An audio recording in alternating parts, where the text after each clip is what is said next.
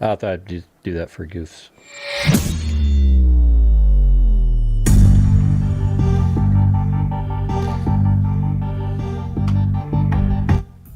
All right, freaks.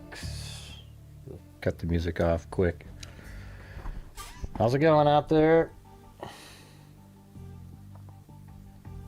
Doesn't look like the notifications got out yet again, even though it was sitting there for 25 minutes.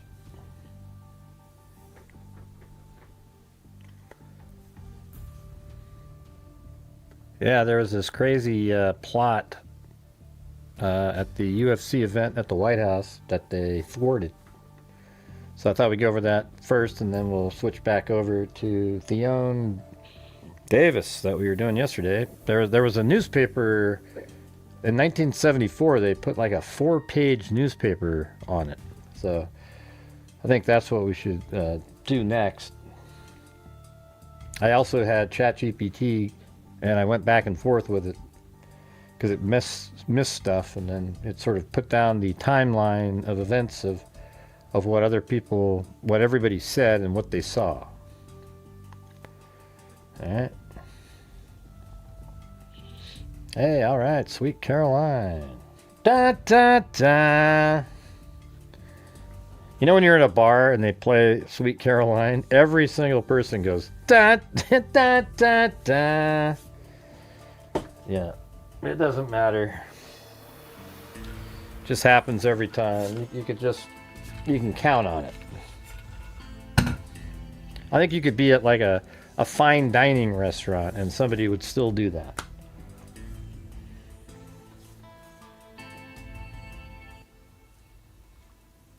You know what I'm saying? Hey, thanks very much there, Stinger. 2133, gifted a membership. Also want to thank somebody named Lori for a PayPal they sent in after the show. Very kind, very kind. Yesterday. All right, let's see. We're going to go. I mean, I think we should just do one of the. There's a whole bunch of like documents that were put out on each person. There's 5 individuals. There's somebody named Alvarez. I think it's Eskridge, Tyson, and then also Roa and Thomas. Like 5 different individuals. I mean, if you guys, I mean, we could go through these and just sort of see, like right here, just read a little bit on each one of them. I think the one with Roa and Thomas, like one of their parents actually are the ones that turned them in and stopped all this. I mean, they were going to use drones that had bombs on them and then funnel people to a certain area and then use sniper rifles. I mean, that's crazy. It says, on or about June 10th, 2026, at approximately 9:18, officers with the Knox County Sheriff's Office, Danville Police Department were dispatched to an address in Knox County in reference to a disturbance. The caller, identified as the mother of FBI subject Tyson Proper, was concerned about her son due to his recent conduct, including firearms purchases and communicating with certain individuals online. See, that's actually good, you know. It's like finally you have a parent that actually gives a shit. You know, puts the other people ahead of their nutjob child.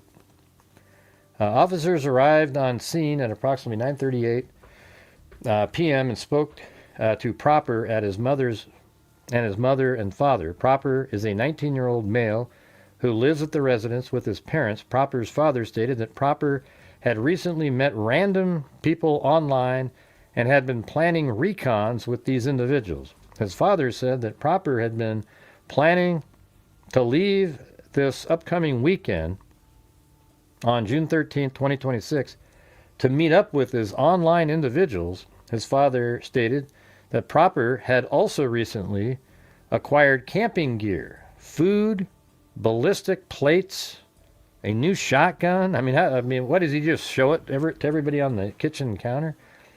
A rifle, lots of ammunition, extra magazines, and plate carriers. Propper allegedly spent approximately $3,000 of his graduation money to purchase the previously described equipment.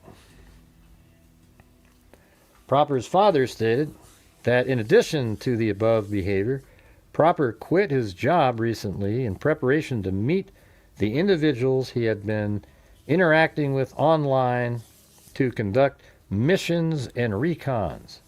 His father did not have any additional information about the identities of the people with whom Propper was speaking. Hey, thanks, Wild Bill Wassman. Hey, look at this, Jason Bourne. Haven't seen him in a while. The Knox County Sheriff's Office took photos of the equipment acquired by Propper, which included several boxes of ammunition by law enforcement to be in the thousands of rounds of ammunition, two plate carriers with AR-style magazines, an AR-style rifle, and bullpup rifle painted with an American flag. The equipment was turned over voluntarily by the family to law enforcement. At the conclusion of the encounter, Propper was transported by the Knox County Sheriff's Office to a local hospital where they submitted an application for emergency admission. So they must have him in there for psychological, that's kind of, I don't know. Also, on June 11, 2026, I contacted Propper's mother for a telephone interview for additional information. She detailed that Propper had recently begun interacting with a group online that was comprised of individuals who claimed to be ex-military and Christian-based. She didn't know the name of the group, but they express ultra-religious and anti-government sentiment, specifically citing grievances about government corruption, the handling of the Epstein files. See, this is what I'm talking about. Who gives a shit? I mean, I'm just telling you guys. I mean, yeah, I'd like to know the Epstein files. Yeah. People have turned that into like the most incredible, like UFOs. I'd rather know about UFOs than the Epstein files. Okay. I'm sure there's creepy people all over that thing. But this is what I'm saying. Like people like Candace Owens, Tucker Carlson, they're the ones that stir these people up. You know, like crazy nut jobs. Oh, we were upset about the Epstein files, so what we did was we plotted a whole thing where we got sniper rifles and we got... Oh, you shut the hell up, you loser. You guys are embarrassing. Unbelievable. Just sick people, you know. It's just crazy that everybody gets so into the Epstein. Ooh. Yeah. We all want to know. Sure. I mean, files have been released. Okay. Here's the real reason. People want them released. Democrats want the Epstein files released because they think it's going to show that Trump was somehow involved with somebody. The Republicans want it released to go after people like Bill Clinton and, all the Democratic people. That's just the way it is. That's why everybody wants this released. Everybody's on the same page. And it's like, okay, Jesus. At least there's a bunch of files out there. I don't know, it just seems like my God, you guys, we have so many other problems and things going on in the world to just every day. I mean, if you turn on The View for 5 minutes, they bring up the Epstein files every time. Like, they're just embarrassing.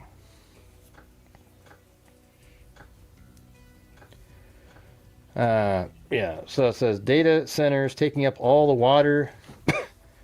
Okay, Jesus. Let me do that again. She didn't know the name of the group, but they express and thanks, Allie Cake, ultra-religious and anti-government sentiment, specifically citing grievances about the government corruption, the handling of the Epstein files. You mean that they're finally out there, or data centers taking up all the water in the communities? I mean, all this stuff is so stupid. People believe it. And other government actions. Propper's mother detailed that talking with these individuals online has caused Propper to lean heavily into his religion, and she believed that those individuals were using religion to manipulate and influence her son. In addition to the equipment and firearms Proper had recently purchased, she stated that she observed him recently engaged in physical training, which she initially thought was to further his aspirations to join the military or police, but later learned it was related to the online group he was part of. Proper's mother detailed that the communications with these individuals largely occurred on his cellular device, and she provided a phone number for Proper. She also stated that she recently observed Proper researching and mapping locations in the area just northwest of Washington, D.C. She stated she also observed additional images and maps being sent to him from unknown individuals through text and Discord messages, and she would overhear Proper talking to these individuals verbally on his phone. When she asked Proper what he was doing, he said he couldn't tell her exactly what he was doing, but they were looking at multiple different locations and intended to conduct recon as well as hit and run missions. He said that to your mom. Proper's mother believed hit and run mission meant conducting shooting and then leaving. What an idiot. I mean, hey, Mom, I'll tell you what we're going to be doing. We're going to be doing some hit and run missions and recons in Washington, D.C. Of course, we live in California, so it's a big drive, but we're going to be... this guy's nuts. Hey, thanks, Wild Bill Wassman. And I don't know why we only have 67 people here, you guys. I have no idea. I can't control it.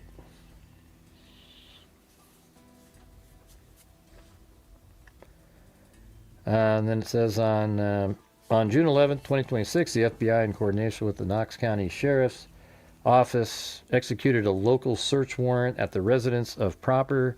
While on the scene, investigators observed a large quantity of boxes of spent ammunition rounds, of spent cartridge casings, consistent with ammunition having been fired, and other tactical clothing. Investigators also spoke to Proper's father and grandmother, who stated that Proper had become more closed off from his family and spent most of his time online speaking to unidentified persons. Proper's family members also highlighted concerning statements he had made in recent months, such as making sympathetic comments about Adolf Hitler and posting anti-Semitic comments on Facebook. So, you know what's interesting about that is, you know, like, these are the sentiment of both the lefties and far-right people, okay? That's the same, this is what they do. So it's kind of weird how they kind of come together. The radicals, they're all like Nazi. Look at the guy that's running for, in Maine, for Senate. He had a swastika on his chest. I mean, what a loser. Okay, and so obviously he's anti-Semitic. I mean, there's no doubt about it whatsoever.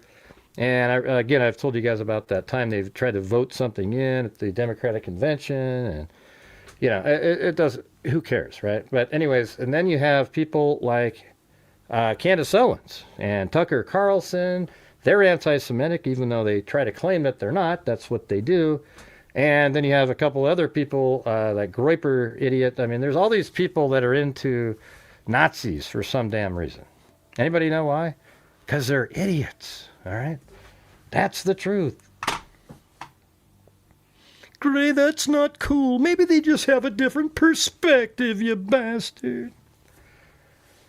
Also on June 11, 2026, a local search warrant was executed on Proper's Apple iPhone, which the Knox County Sheriff's Office had previously seized to preserve evidence. During a preliminary search of the device, investigators observed chats on Signal groups that laid out detailed plans to conduct an attack in Washington, D.C. with several unidentified Confederates. In that chat, detailed imagery of national capital region and maps of the area were shared to a group of which Proper was a member, highlighting sniper location, potential drone launch locations, and other detailed tactical planning. On June 11, 2025, investigators conducted an interview with Proper at the medical facility where he was housed. The interview was consensual and took place in an unlocked room, so he gave up the goods on all the rest of the people, you know. It says, during the interview, Proper admitted to planning with others a coordinated attack against the United States government. You know what's weird? When I was watching that UFC event, I just kept thinking, man, this seems like a really dangerous time. Like something could happen here. And man, I guess these guys were trying to make that happen. That's crazy. So anyways, the state's government during the UFC event scheduled to take place on the White House lawn in Washington, D.C. on Sunday, June 14th.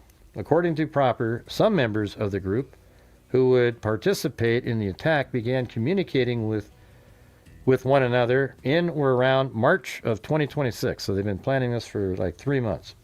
And they were in a TikTok group called Vanguard of the Old.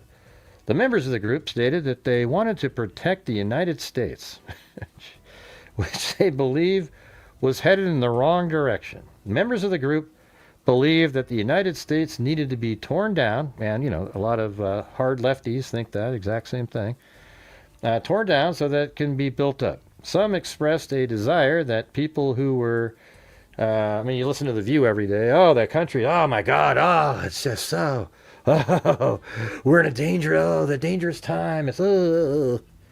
It doesn't matter who the Republicans ever put in, they are Hitler and the worst person in the world to the Democratic politicians. You know what the United States needs? We need a true independent person that everybody likes, and you can't say anything bad about them.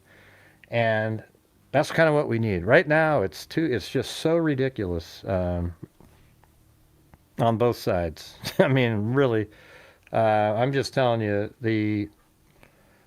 see, like, as soon as a Democrat gets in there, we do the same thing. It's like, oh man, that person, and that's how we feel, because that's what they are, you know, like, everybody's too far, you know, like, it's just, God, it's just absolutely nuts. You know that there's people out there that everybody just likes, right? Like I've said before, you know, that one, the deadliest catch guy, the narrator, dirtiest jobs. He's the guy I would take. I'd put him in there. But here's the thing, is like, what's going on right now, like in the President of the United States, Trump, is it really, like, the way it's described in the media, you would think that we were the second coming of the Third Reich. You know, it's unbelievable. Okay, it's Mike Rowe. Yeah, it has nothing to do with anything. It's not like that at all. I mean, for rational-minded people, when you watch what's going on, it's just normal. Like, this is like, but everybody wants it to be something else. And so that's where it gets really frustrating. You know?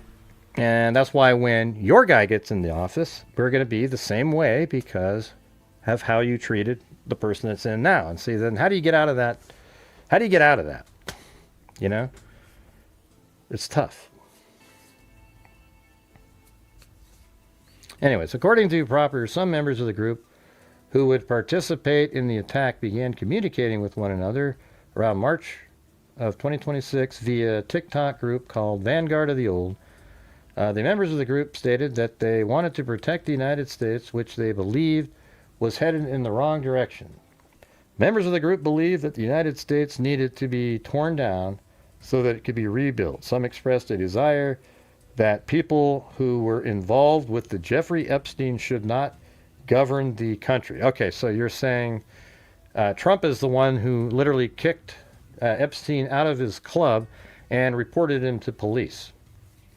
Okay, so are you saying that, that he had something members shared information with each other on the TikTok group to show their trustworthiness and commitment to the cause, such as identification documents, and videos of their abilities and workouts. But hey guys, here we are at a different show tonight, so if you have the ability to help support the channel, that would be awesome. I know there isn't very many people here, but maybe we could try to do something just with a small number.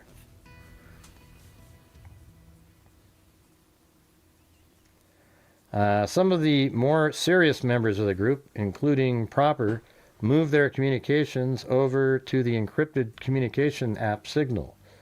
There, they planned an attack for the upcoming White House UFC event.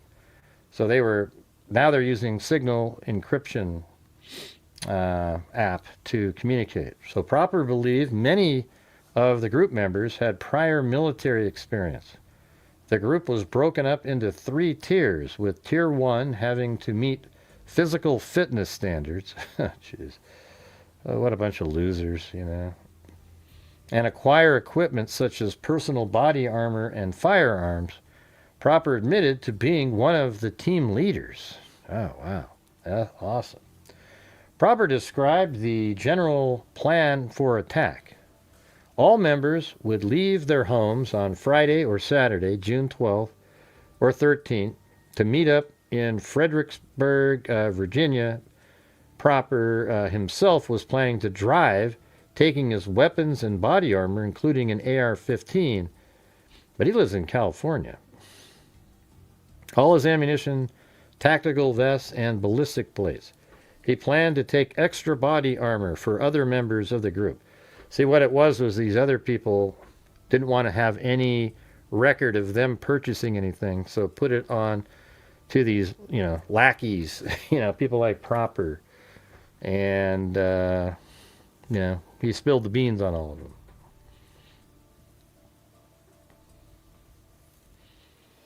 Investigators have identified that individual and believe he lives in West Virginia.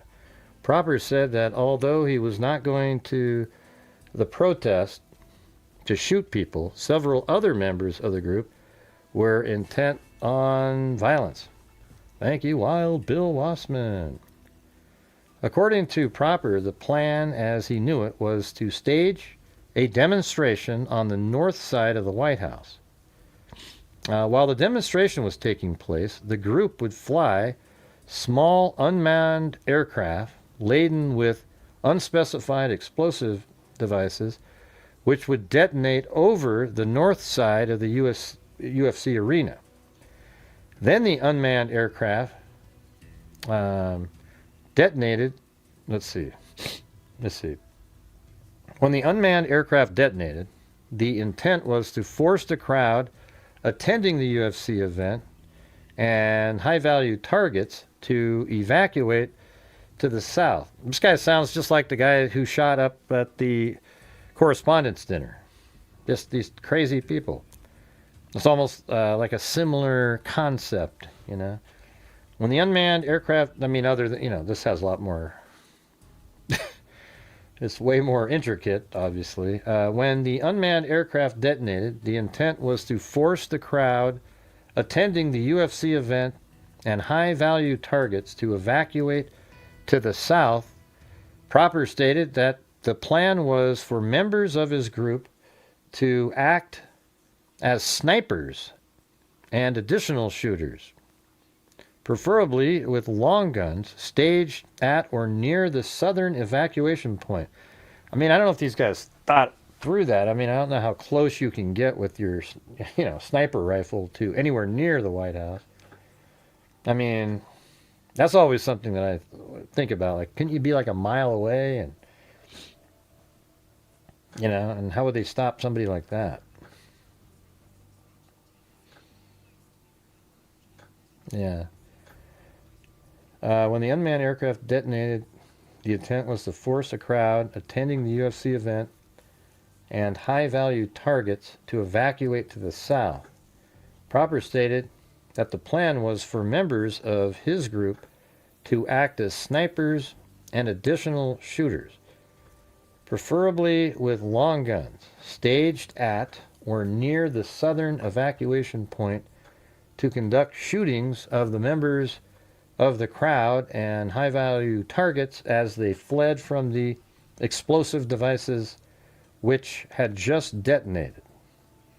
The high-value targets included both wealthy people and politicians. According to Proper, this attack was designed to jumpstart a revolution in the United States. It wouldn't have done any of that. During Proper's June 11th interview, he stated that he originally learned of an anti-government protest in Washington, D.C. after it was advertised on TikTok by a user identified as Shepard. He further detailed Shepard directed the actions that would take place during the event, and that Shepard was the primary individual involved with planning. Proper directly stated that Shepard was the leader of the group and described him as aggressive in tactical planning. He believes Shepard was approximately 30 years old and possibly prior military. Finally, Proper also indicated that Shepard was the one who created the group tier system. Proper appeared to identify potential U.S. congressional targets due to their support for the American Israel Public Affairs Committee, which is AIPAC, noting donations the members previously received from AIPAC. Proper identified specific politicians that were supportive of Israel, stating that, yeah, so this guy, this is, it's either a far right type person or a lefty. A lot of Democrats hate Israel, okay? And not all of them, but that's what, like, their platform, they just don't like them. Which is strange because Jewish people seem to vote Democratic for the Democrats every single time. I don't know what the hell's going on there. It's like, yeah, let's vote the people in who hate us. That's awesome. Let's see. Proper identified specific politicians that were supportive of Israel, stating these are people we're going to focus on. Proper included names and photos for U.S. Senator Marsha Blackburn, U.S. Senator Tom Cotton, U.S. Senator Shelley Moore Capito, U.S. Senator Jim Justice, U.S. Representative Carol Miller, U.S. Representative Riley Moore, and West Virginia State Delegate Kristen Levitt. Proper's associates also noting hating billionaires and capitalist elites. It was unclear if Shepard was involved in these chat messages, but the targeting of U.S. congressional targets was related to the original plot that Proper tied to Shepard. That's not always. I mean, Tucker Carlson and Candace Owens believe the same stuff. Don't you agree with that? At F Real Ninja. Yeah, so it's just like there's people on the right and there's people, there's nut jobs on the right and there's nut jobs on the left. And I don't know what this guy is. I have no idea. So the search of Proper's cell phone revealed chats in the Signal app consistent with much of what Proper described. In the phone, investigators could see that there was a primary large chat consisting of approximately 19 individuals. Additionally, there was a smaller chat group consisting of approximately 4 or 5 individuals. These smaller chat groups were based on role assignment and locations, such as shooters at one location or shooters at another location. Man, this could have been just awful, Thank God for that mother, She should get a medal. The review of Proper's cell phone also revealed group members discussing exit, escape, and evasion resources for the attack, including the locations of a potential safe house and also potential exfiltration or escape routes for members of the group after the attack. Some plans indicated that members of the group would travel from the area of the White House to the Potomac River and travel along the river to escape the area. In the Signal chat, titled Hunters, investigators observed a user going by the name online moniker Shepard, who appeared to be posting a large portion of the planning information and was providing direction to other members of the chat. The following is a summary of information posted by Shepard. On June 10th, 2026, Shepard posted, "This is the best action I see. Position your teams in the purple dots, counter sniper and drones, long range, circled area, great shot, easy out in the river." This post was accompanied by a map screenshot of the National Capital Region with areas circled as described. Shepard immediately followed up by posting, "They will try to close down the highway. Stick to the meeting near the 495 bridge. Take the river south. There are back roads. You can also take the river," accompanied by another screenshot of the Potomac River. Shepard then provided direction for a safe zone and instructed the other members to take back roads or the river down to the pickup location. Later that same evening, Shepard also provided locations in the area for drone launch points and sniper positions. He also instructed members that he believed the Thomas Jefferson Memorial offered the cleanest route to exfiltrate from the area. Also, on or about June 10, 2026, other members of the Signal chat asked Shepard about a second wave of the plot. Shepard replied, "Several factions and militia have been notified. They will be the Teeth and the Shepards. I also sent out a mass call to action to all protest groups that will bring members."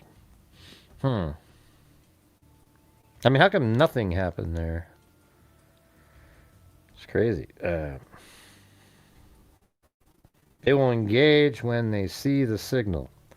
Told them they will, that they will know when they see it.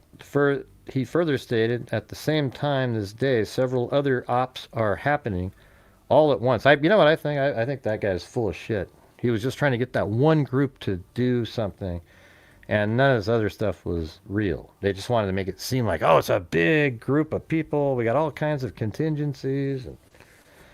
Shepard also provided guidelines for the compartmentalized Signal chat, stating that Lion's Den was for members to check in to designated operations and teams, and stated that each team knows nothing about each other. So like a terrorist cell. Yeah.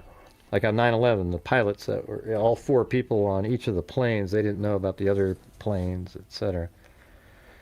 On or about June 11, 2026, Shepard sent the following screenshot to members of the Hunters chat group. "Those drones will take more time. However, if we're just rigging explosive, I can do small drones quicker." Shepard replied to the above message stating, "As many and as deadly as we get." Shepard sent the following screenshot. "The rumors about Prime Minister Benjamin Netanyahu attending UFC 250 appear to have started from a post on May 26 by a social media account called Aiden Reports. The post claimed that popular streamer Aiden Ross had pulled out, learned the Israeli Prime Minister would be there, adding, 'I'd rather just watch it at home with my dad. Based on my training experience, I believe this to mean I was likely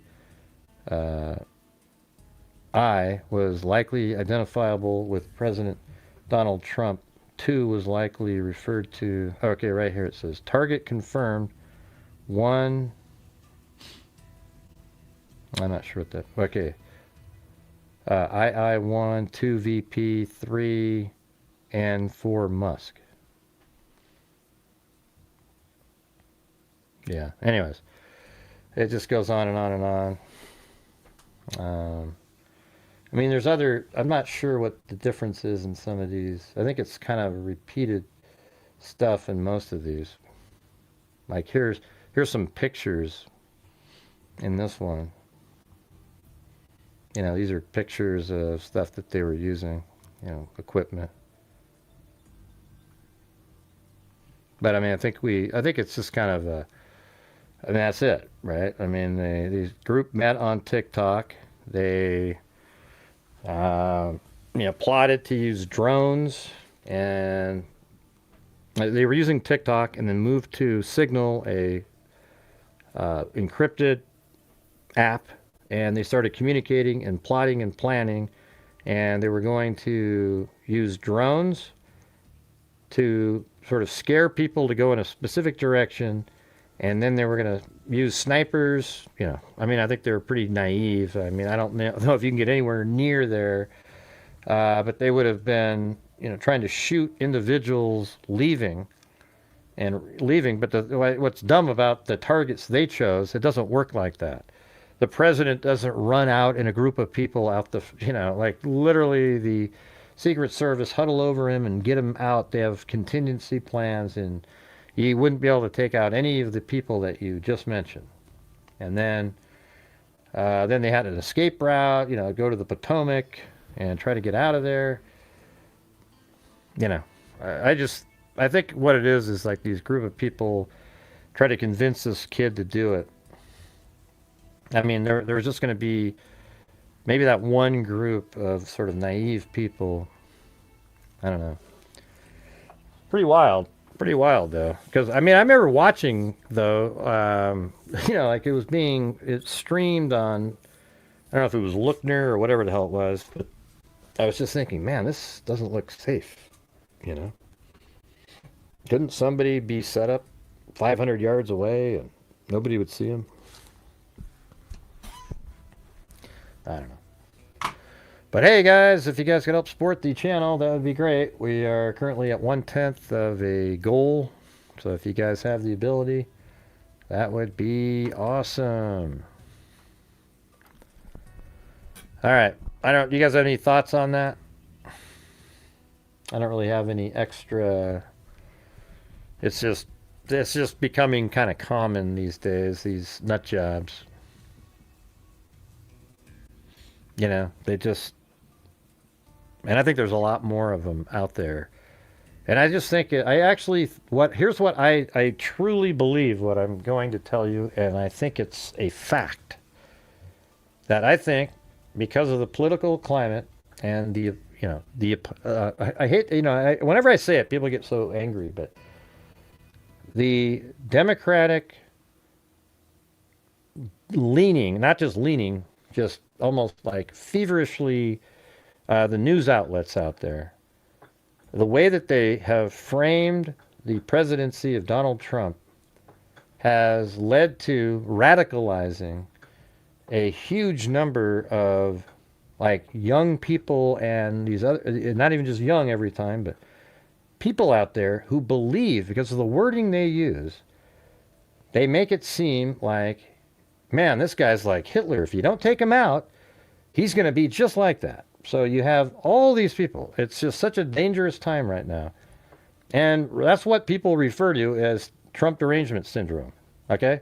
That's what they call it. Okay? Because what happens is you have all these people who have deranged thoughts based on nothing.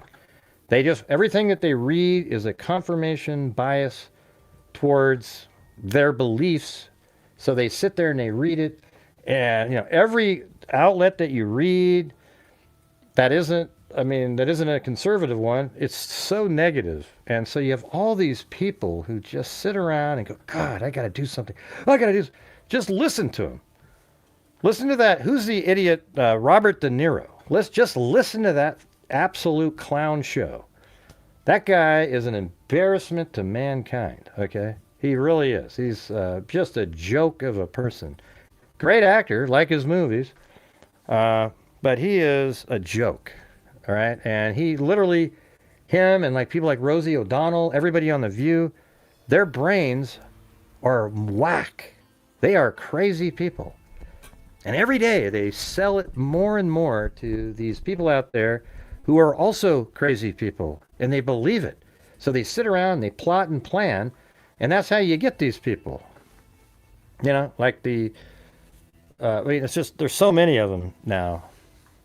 It's wild. I mean, the president's been attempted to be killed 3 times already.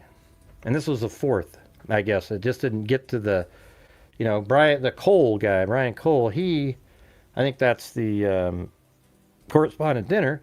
That's what he was trying to do. Right? And then you had the one at his golf course. You had in Pennsylvania, It's wild. I mean, this is crazy. And he's got 2.5 more years. I don't know. I just don't. I don't understand. I get that you people don't like him. That's great. You don't have to like somebody, but my God, the level of you not liking him, the thought process that you have. Oh God, he's like he's a racist. You know, Donald Trump is the least racist president I've ever seen. President Obama was racist as hell. Okay, he hated, like he did shit that was so damaging to this country, but none of you seem to. When I say none of you, you don't seem to recognize that. Like he was horrendous. You remember that when he tried to call that cop a racist because he saw somebody trying to break, unlock a door, jimmy it open, and then he had to have that little. I mean, it was sick. All right. So tell me, like, where is the racism in Donald Trump? Like, everybody just says it over and over and over again, and it's just not there. It's not there. It's just wild. It's crazy, but it just keeps being said over and over and over again. Based on stuff that was debunked a long time ago. But it still exists, and the Democratic politicians know that. So they just keep repeating the same thing over and over. I'm not watching you anymore, Gray. I didn't come here for politics, you bastard. Okay, well, we're talking about a shooting, like a plot here, not a shooting, but a plot. And, there's political ramifications. Like I said, I don't know if it's a far right or far left. I can tell you, though, that a lot of the shootings that have been going on have not been on the right lately. Okay? And it's because there's been rhetoric out there that is so irresponsible, and they know that. Now, you've even seen some Democratic politicians admit it. But it just keeps on going. So, there you go. I'm unsubscribing, Gray. Bye. If you can't listen to the truth, then go do something else. All right. Okay, you guys, we're struggling again tonight. So if you guys have the ability to help support the channel, I know what I just said. I'm not. Maybe you don't want to support the channel with what I just said, but if you do, that would be great. Okay, I'm telling you the truth. I look at stuff. I just look at things with reason and common sense. That's how I look at stuff. Everything, politics, everything. It's just, like common sense stuff. And when you look at the truth of what's said and the meaning of things, and then when people try to spin it to mean something else, that's when you realize, okay, here we go. All right.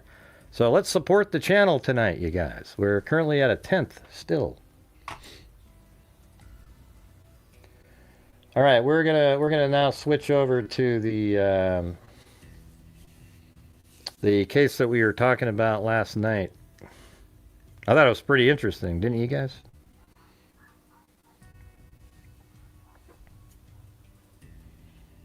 Mm-hmm. Yeah, we need some gifted memberships, maybe a challenge or two. That'd be great.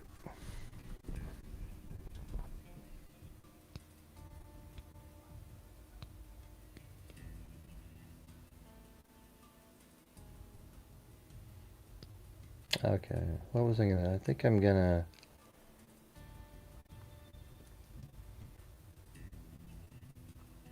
Yeah.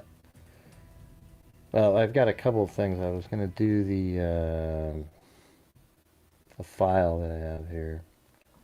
A Word document. And so that's where it gets really sort of demoralizing when I say, hey, you guys, let's help support the channel. And it just goes, not a soul, That's where it's sort of like, ew, All right, so this is the timeline put together. I had to go back and forth with ChatGPT because it missed some stuff. It missed the 11 a.m. thing here, and I said, well, what about this? All right, so it says, so in that case, if you didn't watch yesterday,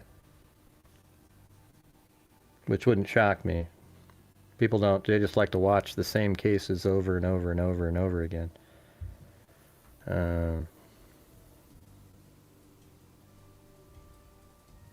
got to go to the bottom.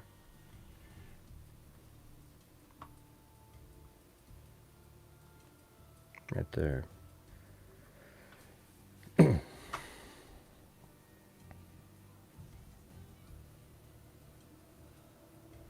All right, so this is where Theone Davis lived, and this is on, I think it's August 5th, 1971, and it's pretty interesting, the timing here. You know, she's seen at various times sort of outside the house, one time maybe watering, you know, turning on the sprinkler, you know, walking around, doing different things. And basically, when her husband came home, he finds her on the floor in the bedroom with her feet facing east, her right hand out like a T pose. Her left hand, though, was next to her side with her forearm and hand on her stomach. And then he thought she was just sort of knocked herself out while hitting the ground. So he, you know, got some towel and some ice and so forth. And then when they saw, let's see, and he just thought like, and there was some blood on the ground, but he just thought she like hit her head. So he called a doctor, and they came over, and I think he called, I can't remember how the timing of the police call, but I think it was right around there too. But this was at 5:45 in the evening. And then later on, it turns out that she was shot in the back of the head, but the order would be she was beaten severely, had broken ribs. She was beaten by somebody's hands, and then, I mean, just beaten, and then looks like then she had an abrasion on the back of her head, and she was strangled, like garroted, they think, and then shot in the back of the head. So the order was probably beating, strangling, and he had to make sure, you know, after strangling, you know, you're probably not certain somebody's dead, right? So at that point, he had to shoot her in the back of the head to make sure. So that means that likely she knew who she was. And also, he put a towel over her face. So while she was on her back on the ground, he placed a towel over her face. Pretty crazy, right? Hey, how's it going, eloquent pirate?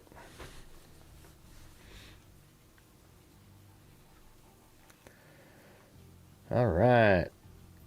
All right, so let's go over what it said here.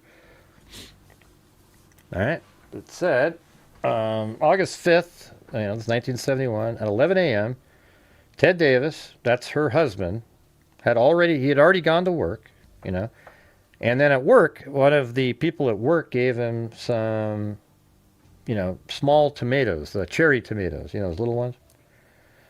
At 11, carrying a small tomatoes that someone from his office had given him.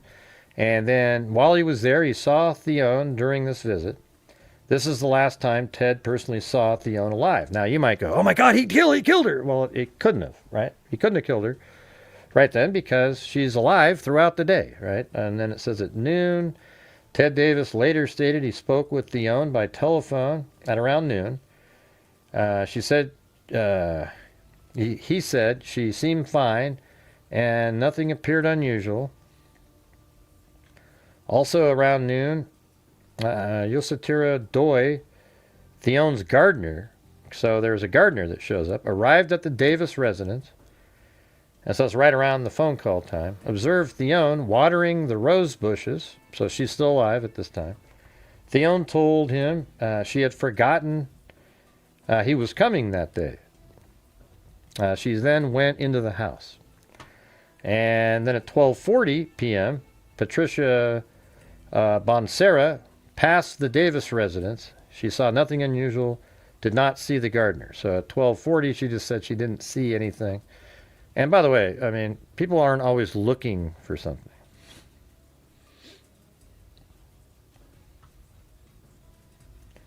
$12:50 to 1 p.m. Yositira Doi. So this is the gardener. While working in the backyard, Theone came outside. gave him a can of 7-Up. He told him she told him that she was going shopping. Doy observed her leave in her Cadillac. Doy then left the property. So like right around, he was just there for a while, maybe an hour, and then he left. And then at 2:20, Florence Robinson, Ted Davis arrived at her residence concerning an appraisal. So he worked in real estate. So the husband, goes over to Florence Robinson's house regarding an appraisal. She directed him to inspect her property on Arbutus Street, so he drove over there. Ted remained approximately 1 hour. Or maybe he stayed there for an hour and then went to that property. And then at 2:45, Ruth Ann Jones, driving east on Saturn Avenue, observed a woman she believed was Theone entering the rear door of the Davis residence. I mean, I guess it sort of opens the door that maybe there's a female killer, but I don't buy that at all. It just doesn't make, especially the beating that she got. Okay, then at 2:45, Harold Schultz said that Ted Davis was at the real estate office. Schultz recalled Ted being there around this time. So he was at the real estate office. And then 2:55, Kevin Pascal, walking to a football practice, observed Theone watering the yard. He even spoke with her. She replied, and, he didn't see anything suspicious. But so right around 3, he literally saw, this guy Kevin Pascal saw Theone just outside, watering the yard. And then 4 o'clock, Gary Ohm, that guy's a weird one, that dude. He claimed he observed an unidentified male inside the Davis residence kitchen. I think people should look into this Gary Ohm guy, And then at 4 to 4:10, Leslie Philbrook, walking to a market past the Davis residence, observed a female working in the yard. So, it's sort of strange. At 4 o'clock, you see somebody inside the residence in the kitchen, a male. But then at 4 o'clock to 4:10 after that, Miss Davis is walking around because this Leslie Philbrook was walking to a market past the Davis residence, observed a female working in the yard, described her clothing as a flowered dress, believed the woman was Theone.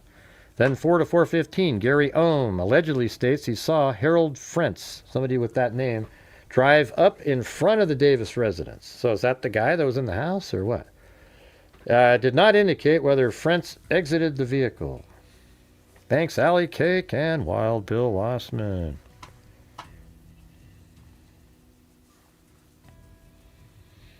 That was 4:30 to 4:40. Then at 5 p.m., Gabriel Ron, Ted Davis, arrived at the Arbutus Street property. He conducted an appraisal measurements. So Gabriel Ron, Ted Davis arrived. So he's like accounted for this whole time. Hey, look at that. It's Tracy Von Brott. How's it going? So Gabriel Ron, Ted Davis arrived at so this is that property that he was asked to go do an appraisal at. And then at 5:10, Leslie Philbrook returned from the market. Passed the Davis residence again, observed the sprinkler system running heavily. Had to walk in the street to avoid the water. Did not report seeing Theone. So I think Theone's not alive at this point. And it seems like the front door was unlocked. And then I don't know what the normal sprinkler allotted time would be. Most people, I guess, let's just say an hour, so then it'd be 2:45 to 3:45, but she never made it back outside to turn off the sprinkler. So I guess we'd have to know, what was the normal amount of time that she would leave the sprinkler on?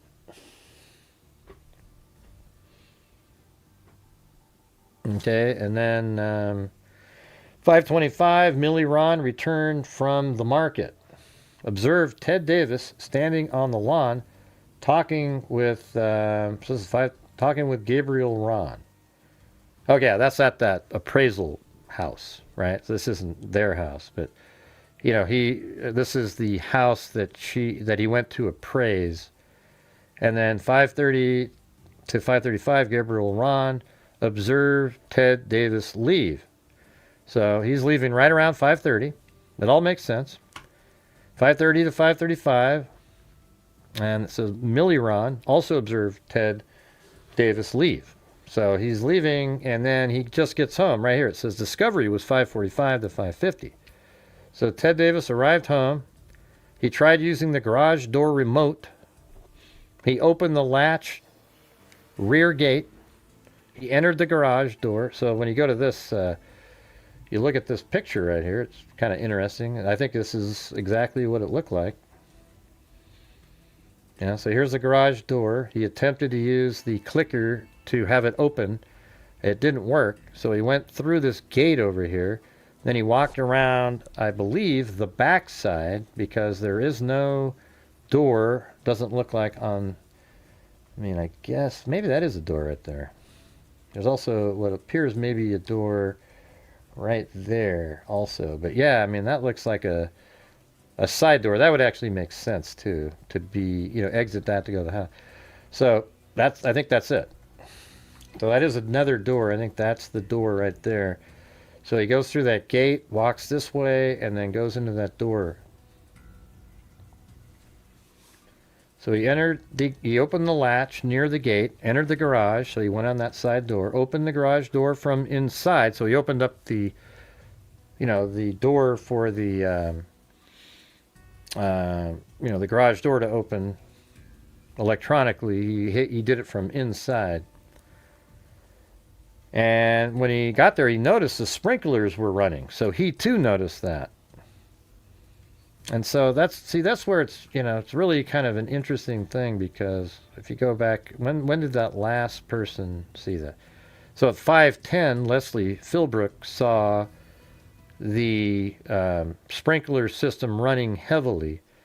And then when he got there at 5:45, it's still running heavily. So she's obviously not alive at this point, but again, you'd sort of have to know how long she would generally let the sprinkler run in terms of minutes, But hey, guys, we're struggling again tonight. We are currently at 1/6 of a nightly goal, so if you guys have the ability to help support the channel, I'd appreciate it. We've had several attempts in here to get other people to support the channel, and we just have the same people over and over again. So it'd be great if we had other people, because my channel relies on you guys.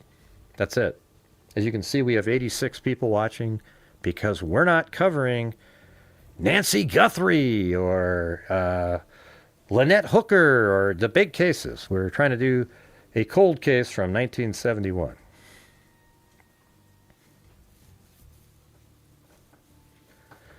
Anyways, so he opened the garage door from inside. He noticed the sprinklers were running.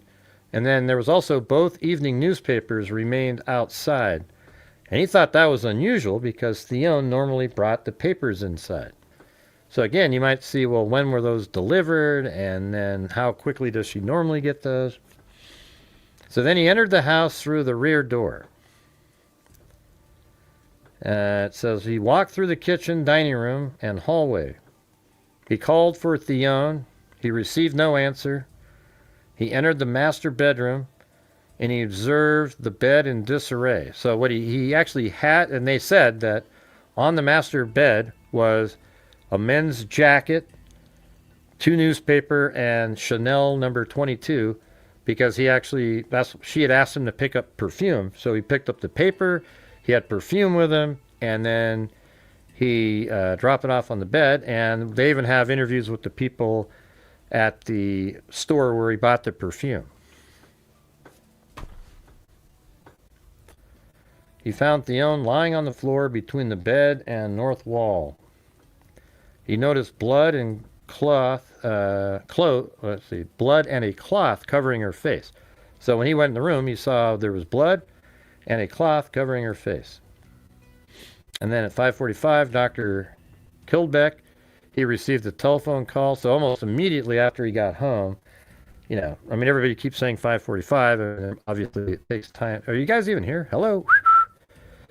We have Tracy Von Brott that put the little wave sign in there literally 4 minutes ago, and there's not been one comment since then. And we've had this conversation 1,000 times. So if you guys, you know, you need to be communicating in the chat to, you know, get the, I'm sorry if it's not interesting enough to comment, but we need the comments because that's how the algorithm works. If you're just sitting there twiddling your thumbs, it doesn't help, okay? All right, so at 6 o'clock, Dr. Kildebeck, he arrived there, so it took him about 15 minutes. He arrived at the Davis residence. He too observed the sprinklers running. He entered through the rear patio area. And I think the fact that the sprinkler running actually helps Ted too, because, you know, it's like when her being injured overwhelmed any sense of, oh, I got to turn the sprinklers off. You know, entered through the rear patio area, he examined Theone. He determined she was deceased. At 6 o'clock, Ted Davis said, I talked to her at noon and she was fine. He could not imagine who would do this. He believed it had happened recently because the sprinklers did not appear to have been running very long. And so I don't know. They were running for a while. They have been running. A lot of the other people said that it looked like they had been running.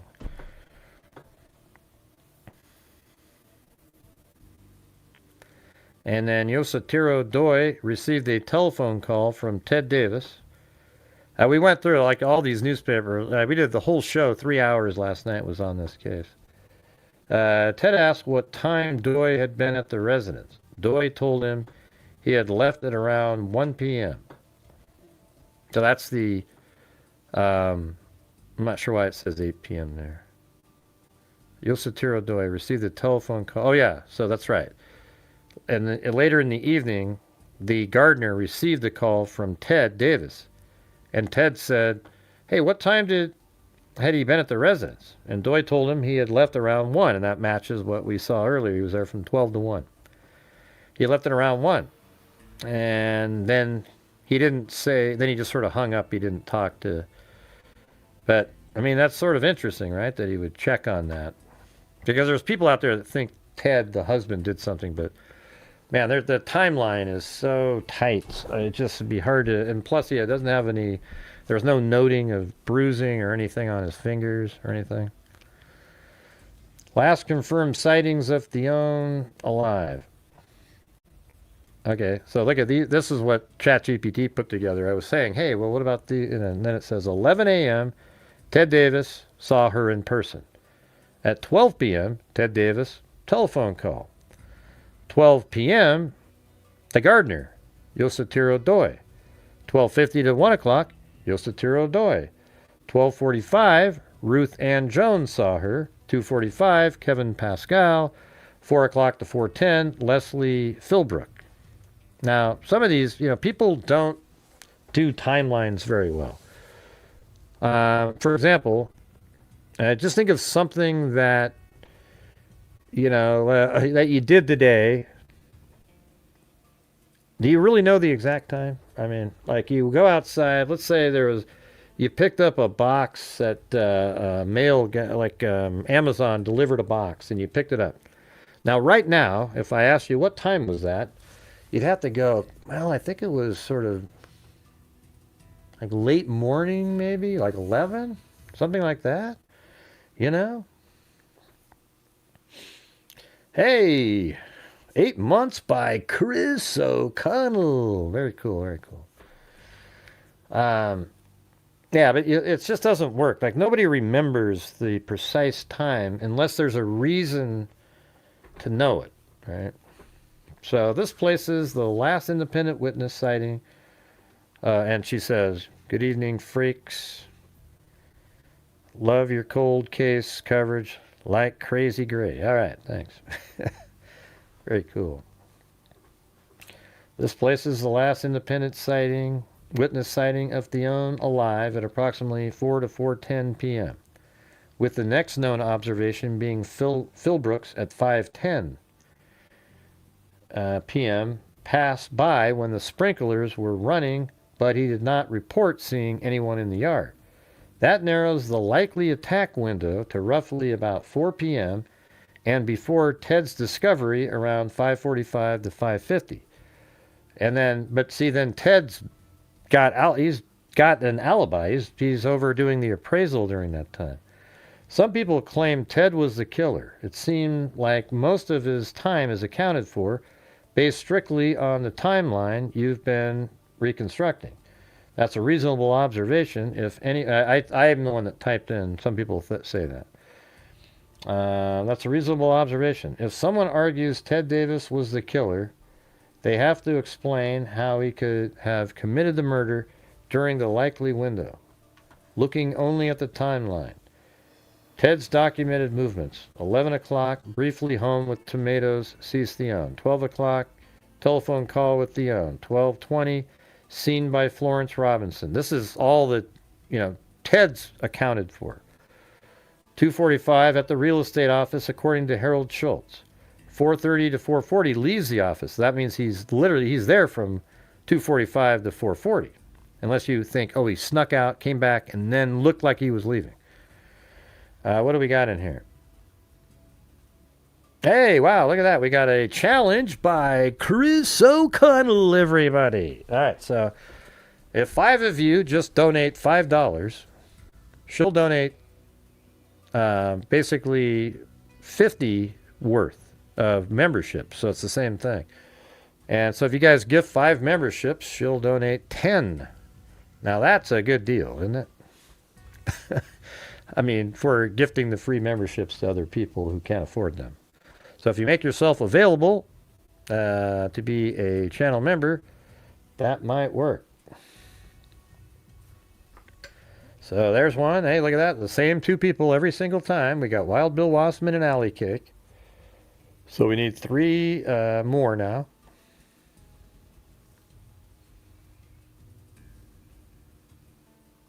Are you watching last night's Eloquent Pirate? Yeah.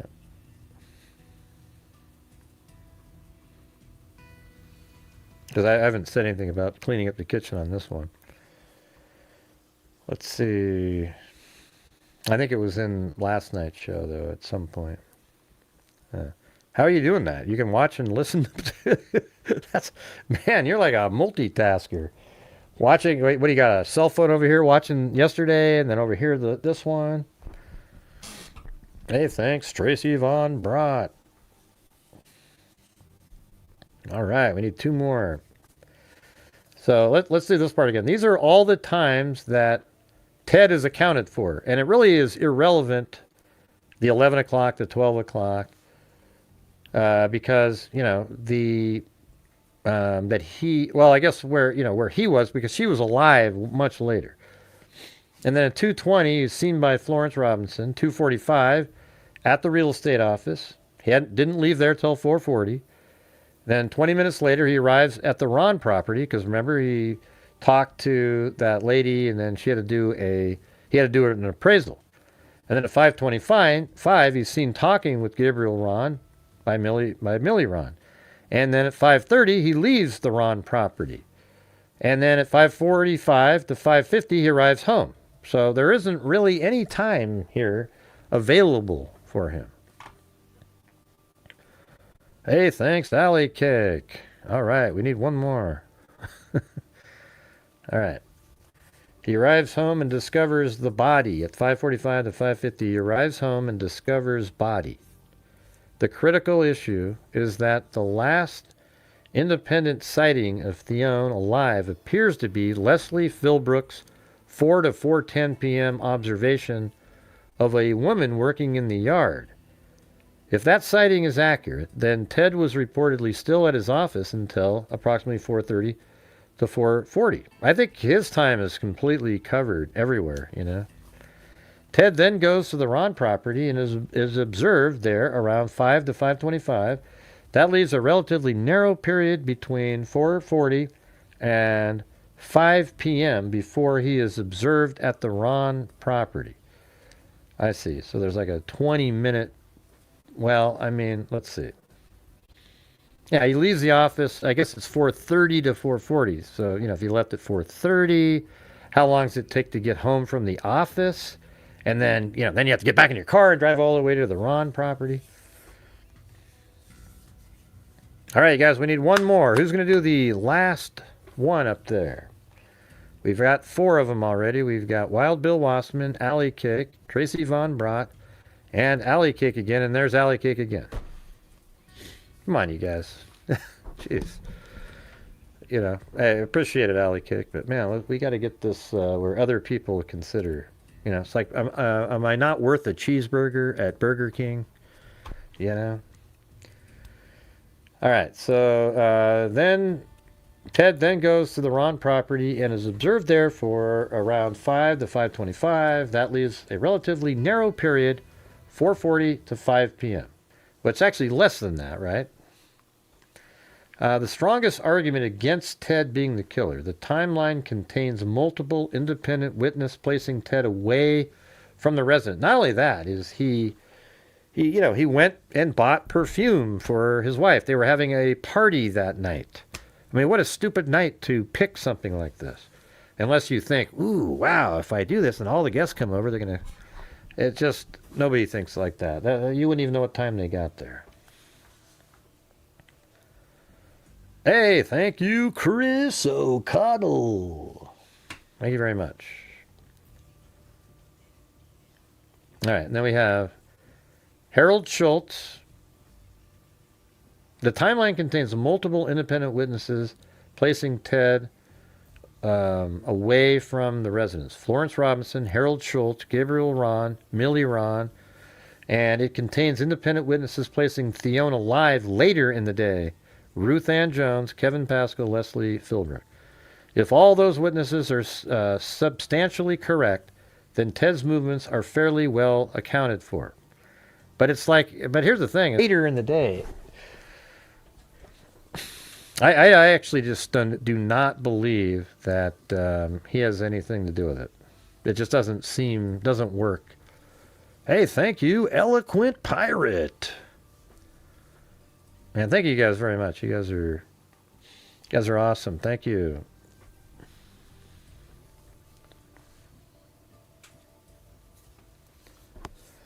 Okay, so the strongest argument for Ted being the killer. People who suspect Ted usually focus on... I don't know how it's saying that. This isn't one of those stories that's all over the place. People who suspect Ted usually focus on one of 2 possibilities. Option 1.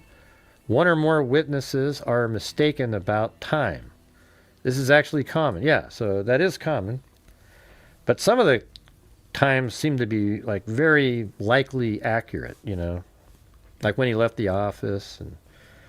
And was Philbrook really there at 4 to 4:10? Was Kevin really there at 2:55? Well, 2:45 though.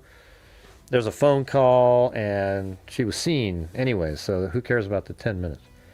Was Schultz certain Ted was in the office until 4:30 to 4:40? If one of those times is wrong, the timeline changes. Option 2, Ted's office schedule wasn't continuously observed. Schultz remembers Ted being there, but that doesn't necessarily mean Ted was under observation. Right, that's what I was saying. So you could claim that he left and then came back, and then... The question becomes, could Ted have left the office briefly without Schultz knowing? So I haven't even read this part yet, but yeah, that's exactly what I was saying in there. That depends on how the office operated and whether other witnesses corroborated Ted's presence.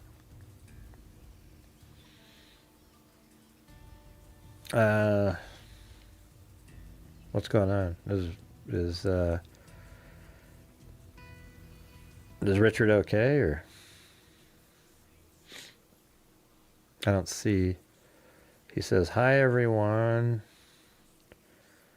And then he says, I'm sad. Oh, what are you sad about? What are you sad about there, Richard? What's going on?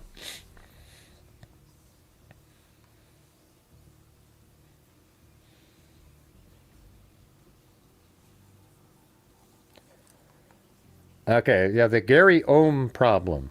One thing that stands, it's kind of interesting that ChatGPT mentions Gary Ohm, because that's what we thought on the show. He seems like one of those guys that inserted himself and came up with stories. One thing that stands out to me is Gary Ohm's statement. If Theone was outside working in the yard around 4 p.m. and Ohm genuinely saw an unidentified male inside the kitchen around the same time, that points investigators toward the possibility that someone else was already at the residence. Except that one person said they saw her outside after that time. So one of those people is incorrect. That is one reason why Ohm's statement has always attracted attention. Now, when you say always attracted, what are you reading? I just think his statements are more they attract more because he said that there was a car parked out there, that there was this guy from the church that was parked outside, and then when he was questioned about that, he said he never said that. Some other lady said he told her that, and that you're going to be shocked at who the killer is. You know, like this guy, he's a little interesting to me. My assessment from the timeline alone: if I look only at the witness chronology you've assembled and ignore everything else in the case, the evidence does not scream Ted did it. The timeline actually provides Ted with a fairly substantial alibi structure through much of the afternoon. To conclude Ted was a killer, you'd likely need at least a lobotomy and no, it doesn't say that.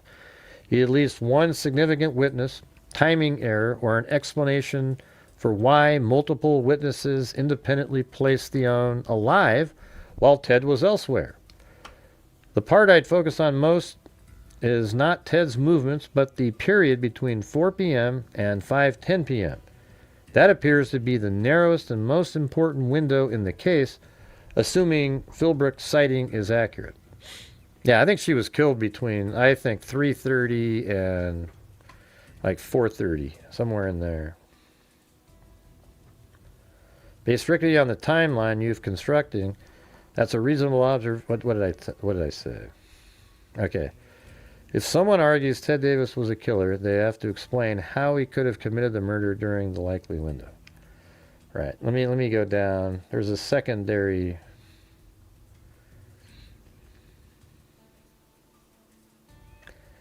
There was some. They're saying the Gary Ohm problem again.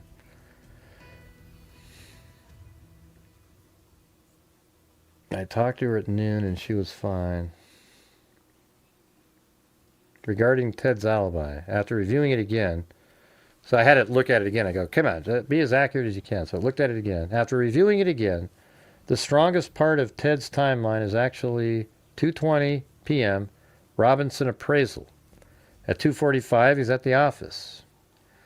At 4:30 to 4:40, he leaves the office. He arrives at the Ron property. 5:25, he's seen by Millie Ron. 5:30, 5:35, leaves the Ron property. So the thing is like right here, 4:30 or even like 4:40 to 5:25 is gone. You know, like that's completely locked up. And he couldn't have killed her in that small amount of time without something, being bruised up or whatever in that time frame. Because he got there at 5:45. So it's too tight there.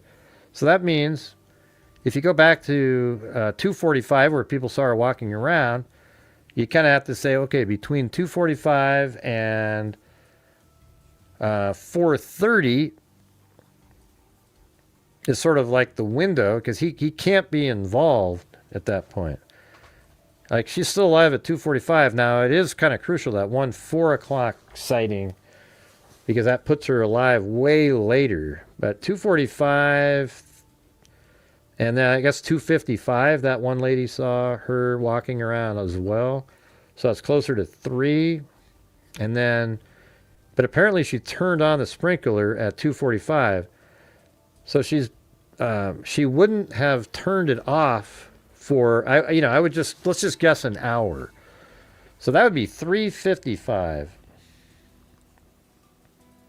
And then you would think she would have gone outside to turn it off, but she never made it back outside again to turn it off because somebody killed her. So that's sort of interesting. Yeah, she had broken ribs. Her face was really like pummeled up. There was a laceration on the back of her head and also a gunshot wound. And she was strangled. Her hyoid bone was still intact. And I've always told people that doesn't matter. I mean, you can be strangled and not break the hyoid bone. It's not like this. Oh, it's a 1-to-1. If it's broken, it has to be. I guess if it's broken, it's very indicative of being strangled. But if it's not broken, it doesn't mean you're not strangled. Okay.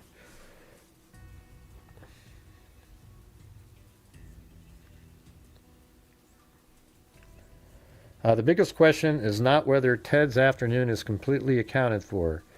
It isn't accounted for minute by minute, but whether there's enough unaccounted time between 4:40 and 5 p.m. to commit the crime. And I don't think so at all, man. Jeez. You know, because he's over at this property. I mean, I guess, you know, because he arrived at that property at 5, so I wouldn't. It is 4:40 to 5, right? I mean, that is what it is. So it's right there.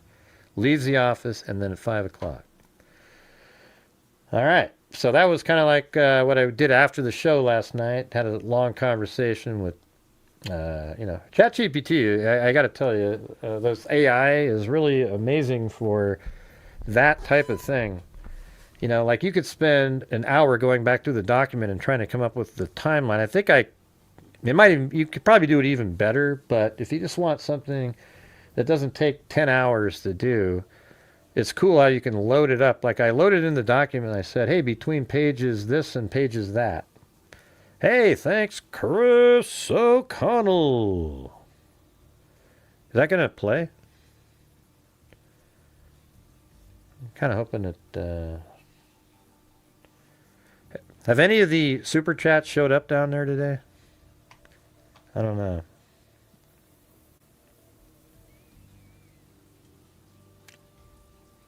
It's on. Really? Huh.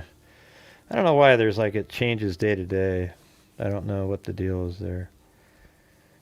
Oh well.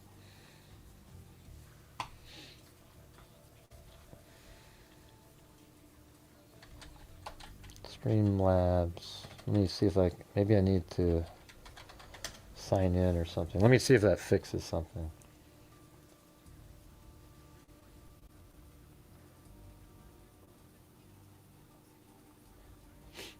All right, we're going to read this article.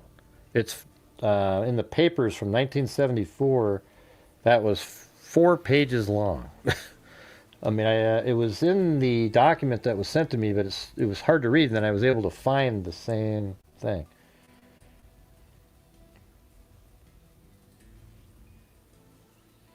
All right. So it might work now.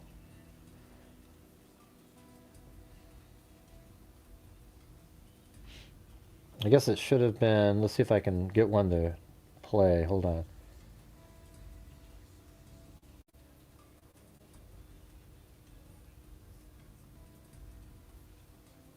YouTube. Okay. So I heard that, but I didn't see it. This is a test super chat message. Yeah. That's weird. Yeah, I don't know if that necessarily worked.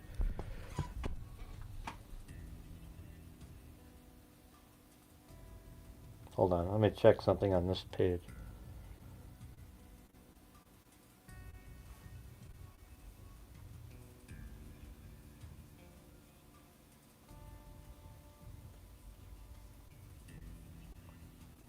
Alright, let's see if I put that in there.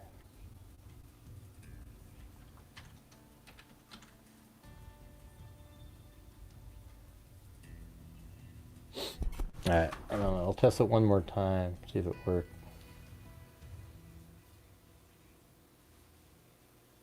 Test, YouTube. No. Oh well, who the hell knows, man? I can't figure it out. But thank you up there to Chris O'Connell. You know, one of the boys' mother called and told on them. Yeah, I don't think it was on their radar prior to the mom alerting. Yeah, well, she had seen. Yeah, I don't think so either. I think that the mother. You're talking about the you the UFC event. Yeah, that terror attempt. Yeah, it's only because a mother thwarted it. But I don't know how far these guys would have been able to get because I mean, this is a big event. You're going to have Secret Service all over the place. What do you mean? What the hell? What's going on, Paulette? Are you okay?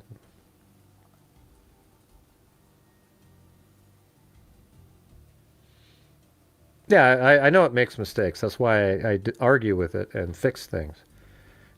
Yeah, I didn't really ask for your. I know how to do it, man. It makes mistakes. I saw the mistakes that I see. I go, wait, that isn't accurate. And he goes, oh, you're absolutely right. I should have said. I almost want to say, why didn't you say that the first time? Sorry, not a mistake. What? I don't know what you're talking about.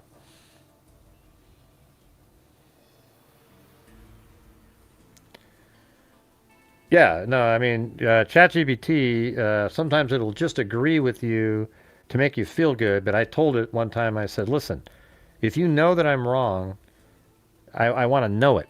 Don't tell me, oh, hey, great idea. And it goes, okay, from now on, and then, eventually it starts doing the same shit again.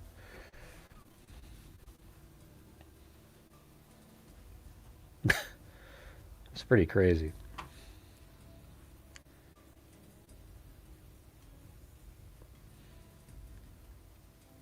Sorry, not a mistake. What are you referring to, Paulette? I don't understand that. Is there anyone still investigating? Yeah, I think so. The law enforcement, I think, still investigating it, and she is turning it into like the cold case foundation or whatever the hell it is.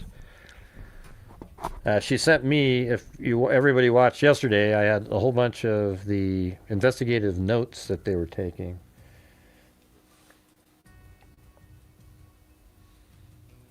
This is the granddaughter. After CrimeCon, I guess her and Dr. Colleen Fitzpatrick talked, and she recommended she send it over to me. There are no challenges right now. Katie, you want to start one? That'd be great. That'd be fantastic.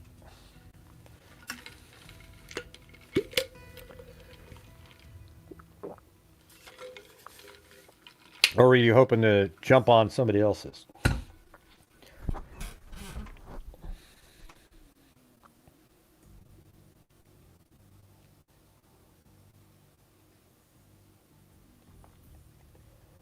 Okay, here we go, you guys. It's going to be some reading again. What's going on? Yeah, jeez. All right. So look at this massive story. Like it just goes on and on and on. I think it has 4 pages in here. I think this might be really valuable and interesting because this is from 1974, so way closer to the time. Those notes we had were from the time as well, but all right, guys, I need you guys to communicate and talk in the chat, okay? That's how YouTube helps out the algorithm. When you just sit there twiddling your thumbs, it doesn't do it. So I need you guys to be communicating. So this one is Woman Hunts Sister's Killer.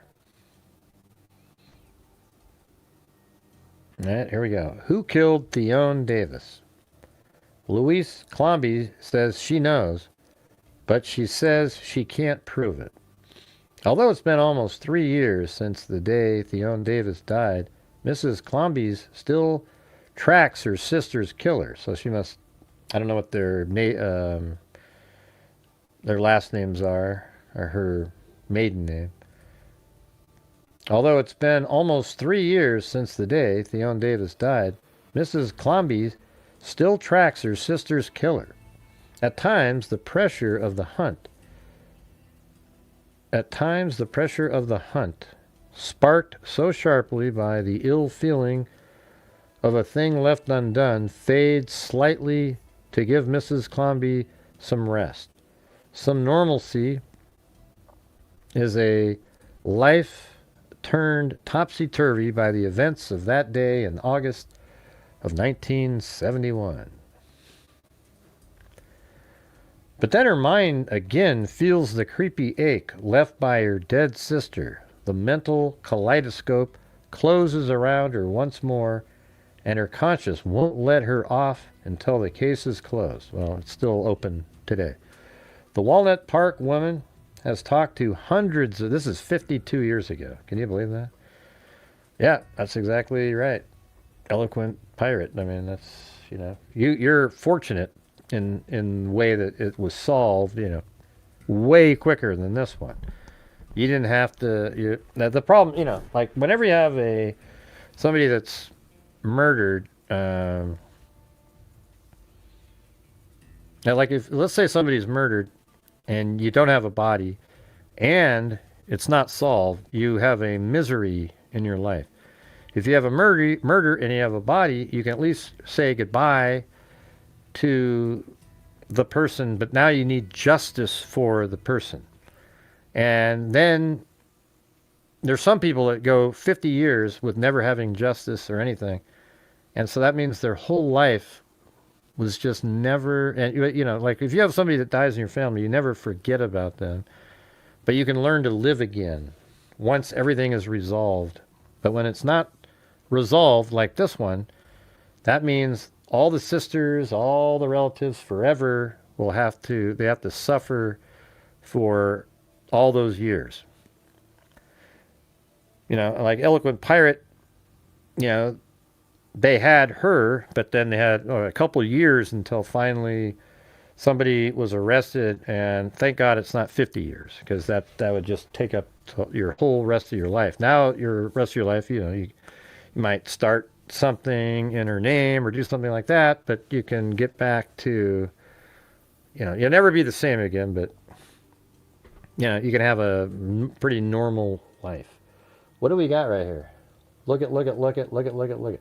Hey, we've got Katie's Corner said she'll do a 5 for 5er, you guys. Come on, who's going to do it? We need 5 people to gift 1 membership, and then she'll donate 5. All right, but somebody has to be the first one to try to match that one.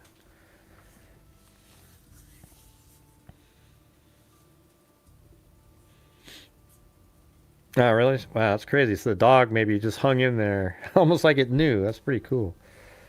17, that's a long time. All right, okay, so let's go back to this. At times, the pressure of the hunt sparked so sharply by the ill feeling of a thing left undone fades slightly to give Mrs. Clomby some rest. And it says... Some normalcy in life turned topsy-turvy by the events of that day in August 1971. But then her mind again feels the creeping ache left in her dead sister. The mental kaleidoscope closes around her once more, and her conscience will not let her off until the case is closed. The Walnut Park woman has talked to hundreds of people, questioning them closely, making them angry and bitter, but then calling back for more. Has talked to hundreds of people, questioning them closely, making them angry and bitter, but then calling back for more. The more she asks, the more those questions shake their heads. I don't know. I just don't know. I'd like to help out. Until finally, Mrs. Clomby realizes that people are talking about her behind her back.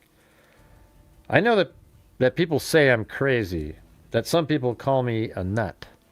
Isn't that what every single one of the parents of a murdered victim, when they're trying to find justice, they hear from idiots out there? Like in the Idaho 4 case, every parent in that one is just absolutely trashed into oblivion. Hey, thank you, Wisconsin cat mom, and let it be. We just need 2 more of those now.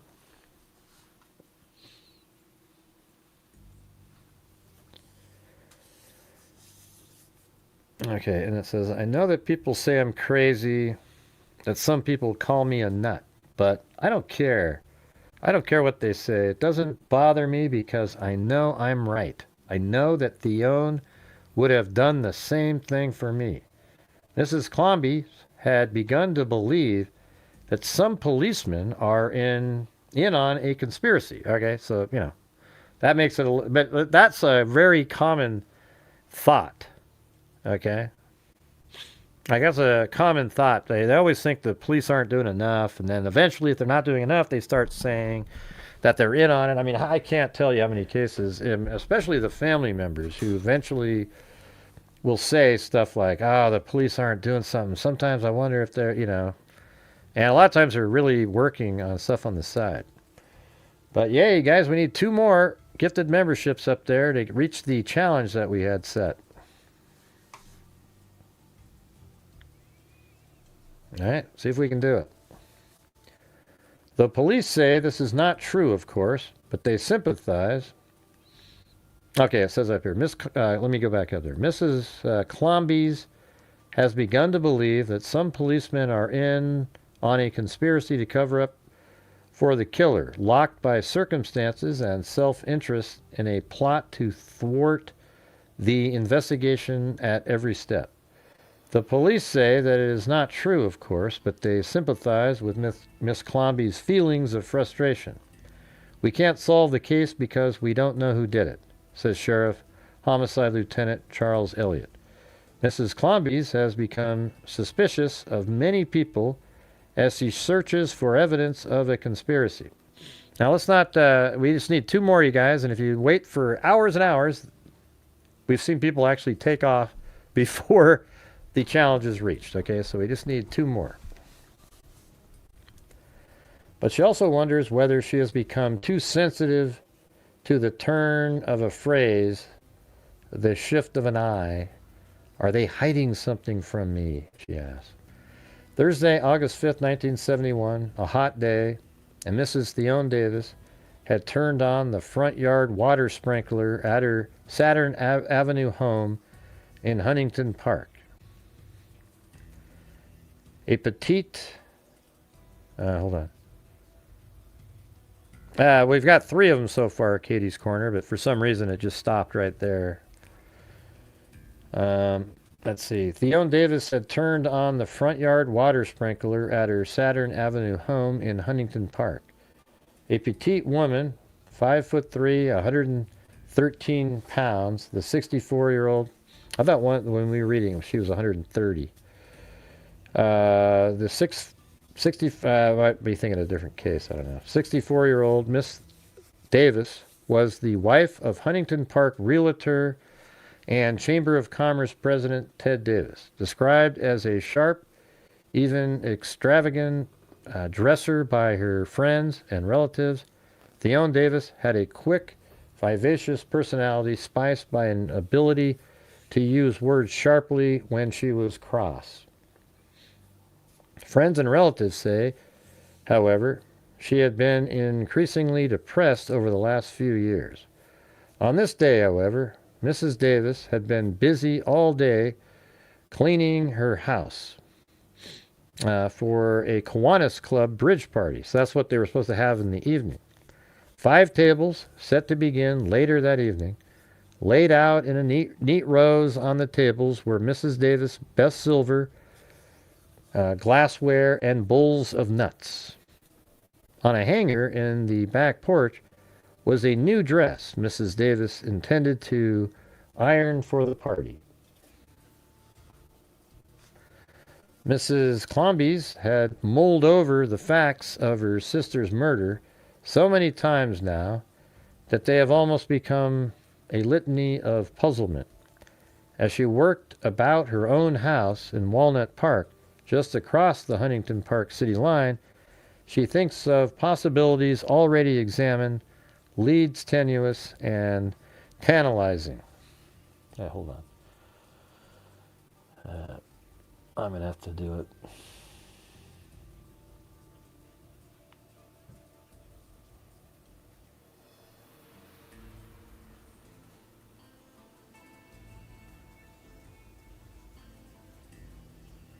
All right, there. Robbing Peter to pay Paul. There we go, everybody. Yeah, that's brutal. Miss Clomby has mulled over the facts of her sister's murder so many times now that they have almost become a litany of puzzlement. As she works about her own house in Walnut Park, just across the Huntington Park city line, she thinks of possibilities already examined, leads tenuous and tantalizing, of hopes that someone somewhere knows something about the murder but has not come forward. Maybe, she whispers, half to herself, or it could be, but nothing new, nothing known for sure, always continually throughout her waking hours, the facts of her sister's murder continue to press about her. She says, beseeching attention for, for her attention for surcease to be found only in the solution of the crime. I get up in the morning, she says, and my first thought is of Theone, and then I go to bed at night. I'm still thinking about it. I know who killed my sister, and the thought of the killer walking around free today just makes my blood run cold. See, I told you, we reached the goal, and they, there they are. Oh, they're still here. Okay. Yeah. Hey, thank you, Katie's Corner. All right. Thank you. I wonder who she thinks is the person. It's pretty wild. I mean, this, like, people don't like the fact that I read these things, but what else are you supposed to do? I mean, I think people would rather hear the exact words that people are saying instead of me breaking it down. Oh, so-and-so said something like this, and these are long articles that tell you stuff that we didn't know. Now, we went over the police reports yesterday. Thank you, Katie's Corner. And thanks everybody who helped do the challenge there, including myself, sadly. Police say Theone Davis encountered her killer in the kitchen of her home near, windows which, police say Theone Davis encountered her killer in the kitchen of her home. They said that? I didn't see that. Near windows which look onto Saturn Avenue. They say the assailant rained blows down on her head, about her body, and pulled her hair out of the kitchen down the hallway.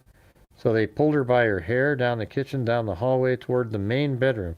That is sort of interesting. Like, well, all we read were what they observed. There's got to be documentation on, like, the theory of what happened in the home. We haven't seen that. So maybe that's what we're seeing right here. They say the assailant rained blows down on her head, about her body, and pulled her hair out of the kitchen, down the hallway, towards the main bedroom. The frantic struggle continued. So, like, there was this battle, they're saying. Mrs. Davis fell to the floor, and the killer began to strangle her. So that I have the order correct. So the pummeling, and then the strangling. And see, this is exactly what we were just saying. Not satisfied that death had overtaken his victim, the killer fired a shot from a .22 caliber gun. Isn't that exactly what we just said earlier? I mean, literally the same thing. From a .22 caliber gun into the back of her head, a fact not discovered until a day later by the county coroner. They didn't even know that she was shot because there was no exit wound. And then it was only during the autopsy a day later that they were able to tell that a shot had even taken place. All right, this is, what page is this? Let me go to the next one. So it picks up again on page 4, column 1. That's 2, so probably 200. What's amazing is how long the papers were back in the day. You know, it's like, who the hell had time to read 200 pages of, 6-point font? Anyways, okay, I got to go use the restroom. So I'll be back in a minute. We'll continue on.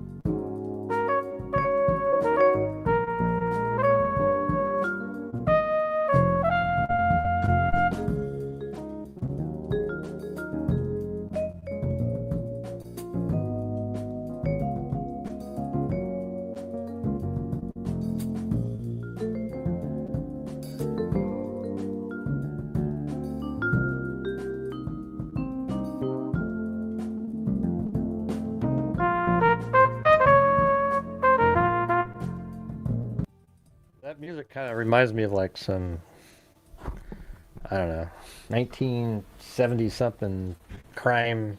I don't know how to explain it. Anyways, so here it is. Memory of Sister's Murder Spurs Woman Dogged Search for Killer. So they have another title on the next page, but look at it. Like this whole page is, it's more. And then look at this. And then at the end of this, over here, page 5, column 1. I mean, it keeps going and going and going. That's pretty cool that they did a long story like that. All right, so here we go. You guys ready? And we're right now we're about 70% of the goal tonight. So if you guys have the ability to help support the channel even further through the show, that'd be great. All right, the killer then turned Miss Davis's body face up. So that's interesting. Maybe that's what they were talking about when they said the blood on her outfit didn't match on the carpet. So maybe that's what they're saying, is that she was turned over. And then they covered her face with a dust cloth. I wonder if she was posed too, with the arm out, and one arm next to her body, one hand on, with death now obviously present, the killer seized a small Elks Club sponsored charity piggy bank and carried it into an adjoining bedroom and there emptied out its contents. Yeah, they have so much detail back in the day, man. That's why I love these old ones. You guys got to go watch that one that I did. It was like a 1958. It was so amazing. I mean, reporters were walking around in the house with the body there, and they're talking, and their observations. It was crazy. Yeah. Obviously, people read papers. Now you just watch a YouTube video or something.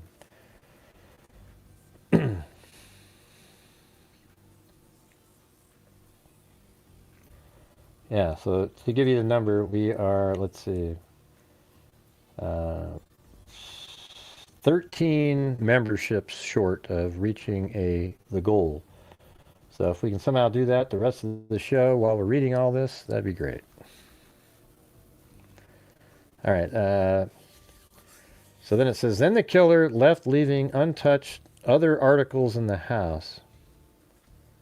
Yeah, but up here it said the piggy bank. It was an Elks Club piggy bank. The original articles made it seem like there was a collection of coins, but that's not the reality. It was just a piggy bank with random change in it. And that was found in an adjoining bedroom. And it was emptied out of its contents, other than, we found out, there was 2 pennies inside of it. Like, hey, give me your 2 cents. Pretty weird. And then there was 2 cents on the ground, also 2 pennies. Then the killer left, leaving untouched the other articles in the house. Outside, the Davises' sprinklers shot up to an abnormal height. Now, that's interesting. So the sprinklers were, the water was too high. But what would that mean? I mean, does the killer run? Did she get attacked right when she was setting up the sprinklers? I mean, where's the sprinkler turn on? Can we see that? Like the valve.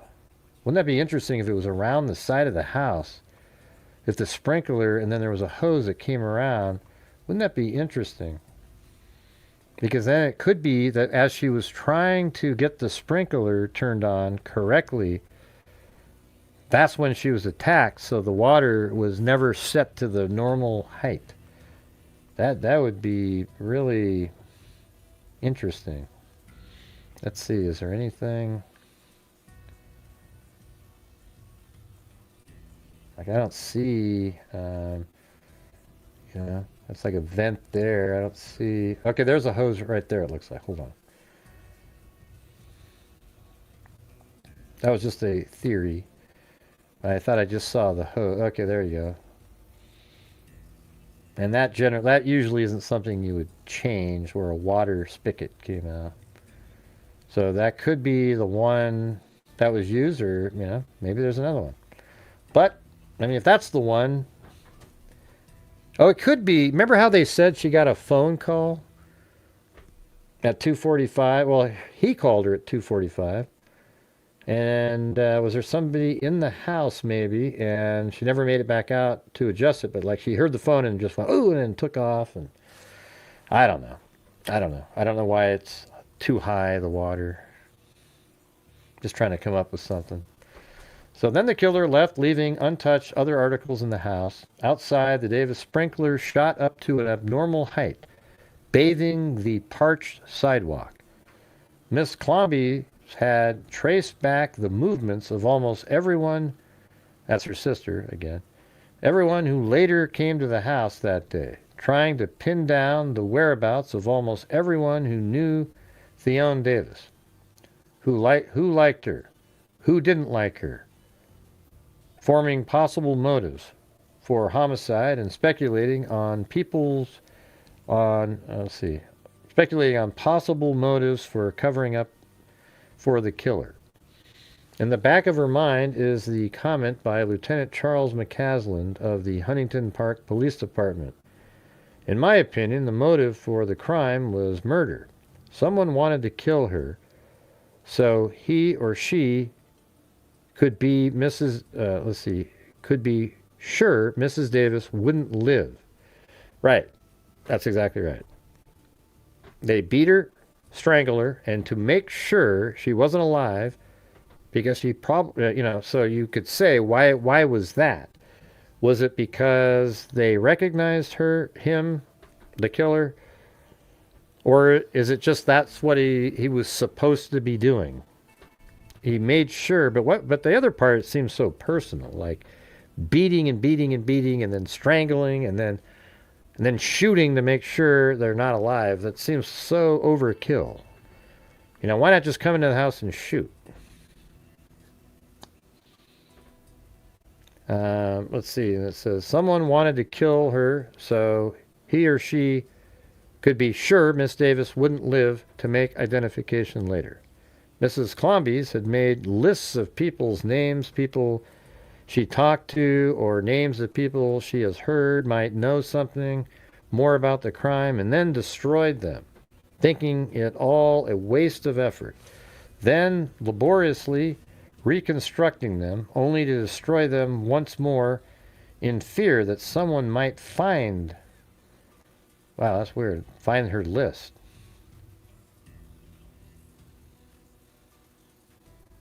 Might find them. She gets up in the morning, and her burden comes down upon her again after a restless night, and she looks out of the window and sees a car parked on the street with people in it. Are they watching me? So seems kind of paranoid. Are they watching me, she wonders? What do they know that I know? What do they think I know that I don't know? She hears a funny tapping, clicking noise when she talks on the telephone, and she wonders, are they tapping my line? And she tells friends, I'm scared. She talks with the same people again, and they tell her, why don't you just let it ride? Like, yeah, let it go. Those are the people you should unfriend. You know, if you ever have somebody die in your family and you have friends that say, hey, I think it's time to move on and stuff, just never talk to those people again. Okay? Those are losers. Those aren't people that were friends of yours. All right? I can just tell you that right now. She hears a funny tapping, clicking noise when she talks on the phone, and she wonders, are they tapping my phone? And she tells friends, I'm scared. She talks about the same people again, and they tell her, why don't you just, let it go, or I don't want to talk to you, or you would just better lay off this thing, Lou, or you could be in a lot of trouble. About 6:30 p.m. on August 5th, Lou Clombies had just come in from watering her own front lawn. Her husband, Bert,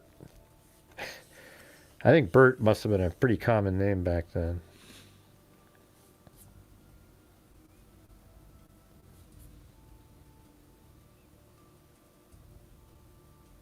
That doesn't make sense.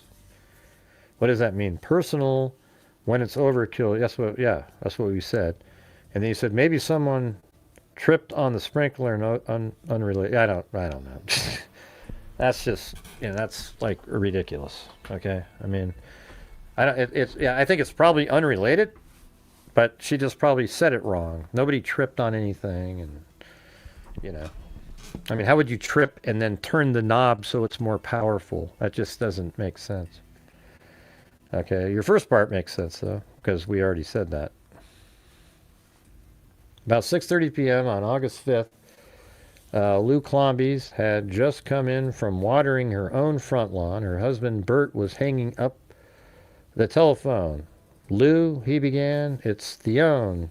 She's dead. Somebody killed her. I don't think you should go over there right away, though. The call had come from Francis Lucy, owner of a local mortuary and a close friend of the Davises. He had been, that's one of the people, have suspected maybe. He had been one of the first people to be called to the house by Ted Davis after the husband had discovered the wife's body shortly after 5:30 p.m. At first, the shocked sister acquiesced and waited for a word from her brother-in-law, Davis, but none came. And finally, she could contain herself no longer. At the Davis house, some blocks away, Miss Clombies found some of the guests for the bridge party in mute attendance. Clustered inside the small house, living room, and kitchen, sympathetic friends told her not to go into the bedroom. Instead, talking in soft, somber tones, the guests began helping Ted Davis put away the silver, the glassware, the dishes, the tables for the aborted party. In the bedroom of the house, McCaslin and his fellow detectives waited patiently for the arrival of sheriff homicide investigators. Earlier, McCaslin, hey, you guys, we're having a massive lull in here. Any chance you guys could help support the channel? We're still not at the goal, and it just gives a little bit more energy,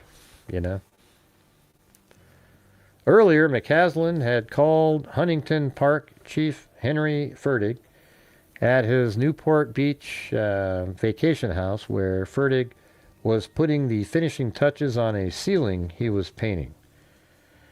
Briefly, McCaslin informed him of the murder, and Fertig directed McCaslin to call the sheriff's department for assistance. Fertig's instructions to McCaslin were routine, but they were also delivered with the knowledge that both the victim and her husband were well-known figures in the community. Moreover, Fertig had been a longtime friend of both the Davises for many years, going back to a period before the war. An outside law enforcement agency, more property, should handle the investigation. Property. An outside law enforcement agency, maybe it's supposed to be properly, should handle the investigation. All right, you guys, I need you to comment. We're back to that again. Everybody's dead quiet. We have one comment from 3 minutes ago, and that means YouTube is not going to be helping out. I don't want to have to keep saying this over and over and over again. If it's not interesting, just let me know, and I'll just do something else. All right? Because if it's interesting, people have things to say. They're commenting. But now we're back to the dead as a doornail in the chat.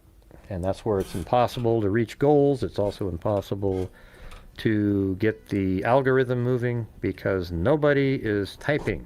It's as if YouTube would go, wow, those people must not be interested at all. We're going to send people elsewhere. And see, even after I said that, it's still dead as a doornail. I guess I'll just wait.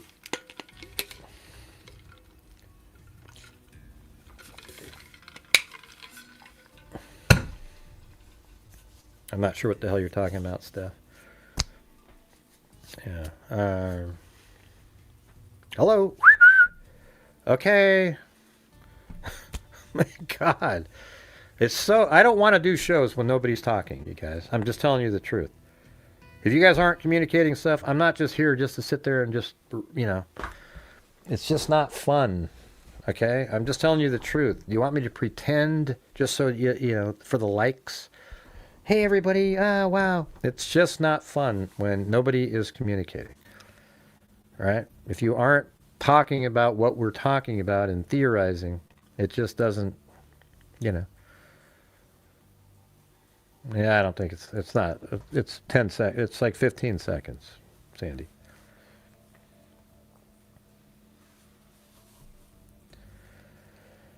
Jeez. Briefly, McCaslin informed him of the murder and Fertig directed... Okay, I think we were there. Moreover, Fertig had been a longtime friend. Yeah. Okay. On the night of and throughout the 2 weeks following the murder, Sheriff Detectives Al Landry and Jim Solar worked intensively on the case, feeling a break was imminent. Let's see. Like McCaslin, both detectives had a feeling that the killer was someone known to Mrs. Davis. In addition, yeah, that's what it seems like. Like she knew the person. But here's the thing is, serial killers also kill in a way that makes you think that they knew the person because of what they do, right? Like almost every serial killer kills, like Bundy, for example. Wouldn't you think Bundy knew his victims?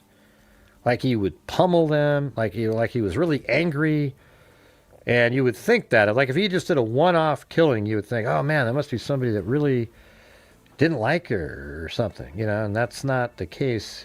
It could be that this is just a crazed killer in this case. Absolutely possible.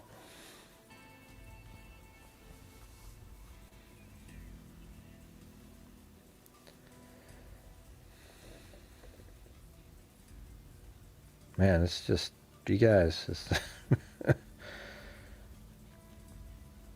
Right. So I'm saying, serial killers kill in a way that seems personal. So you don't know every single time.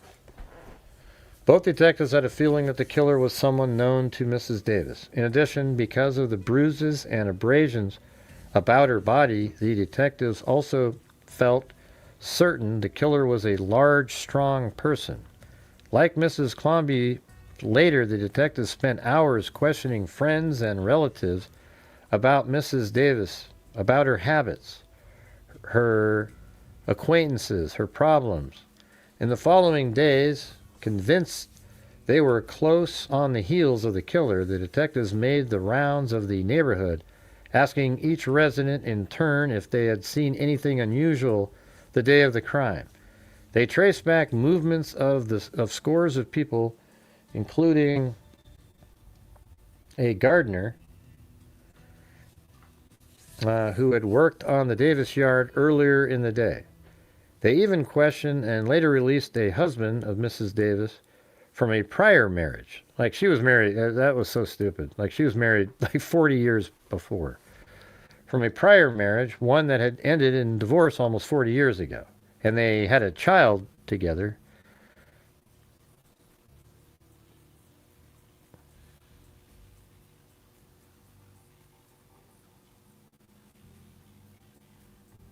I don't know. I just don't want to spend any more time on the sprinkler part, you know. It doesn't really matter. Let's see. But hey, guys, any chance you could help support the channel? We are still just at the same number we were a while ago. We were making good progress, but we are still 13 channel memberships short of reaching a goal tonight. And we haven't had any support for the channel for like a half hour, and that's where it gets where it's hard to get that done.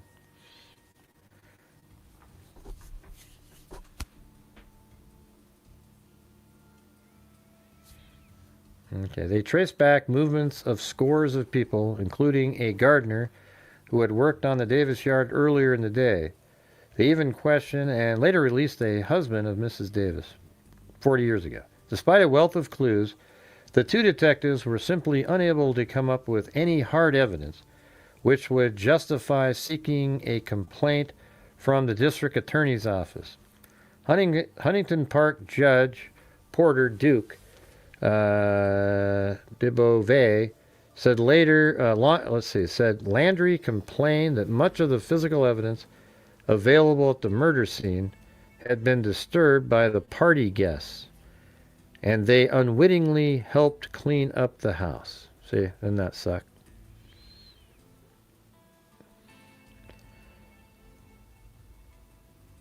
It doesn't, even if the gardener didn't do it, though. Yeah. Such things as fingerprints, because he left and she was seen alive after that. So you must have missed that part too. Such things as fingerprints on silver and glassware, had there been anything to begin with, were certainly washed down the drain of the kitchen sink. That sucks. Much of the destruction of the potential physical evidence took place while McCaslin and his associates waited for arrival. Well, why don't you guys keep them from doing that? Of the sheriff's detectives, a fact confirmed by Fertig, who later said that all the guests should have been ordered, there you go, should have been ordered out of the house and the premises roped off. This was not done, said Fertig, only because of the shock and confusion rampant in the house immediately after discovery of the body and arrival of the police.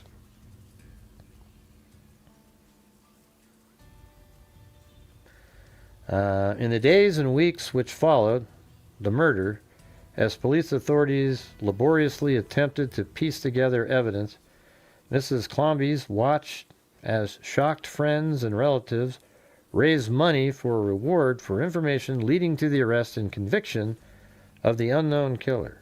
Despite the $2,000 inducement, not one person, not even a crank call. Wow, thanks so much, Dickie D. Somebody help support the channel. That was great. Let's see. Not even a crank call led police about the crime. So nothing happened after the $2,000. Like $2,000 back then is probably like $15, $20 now.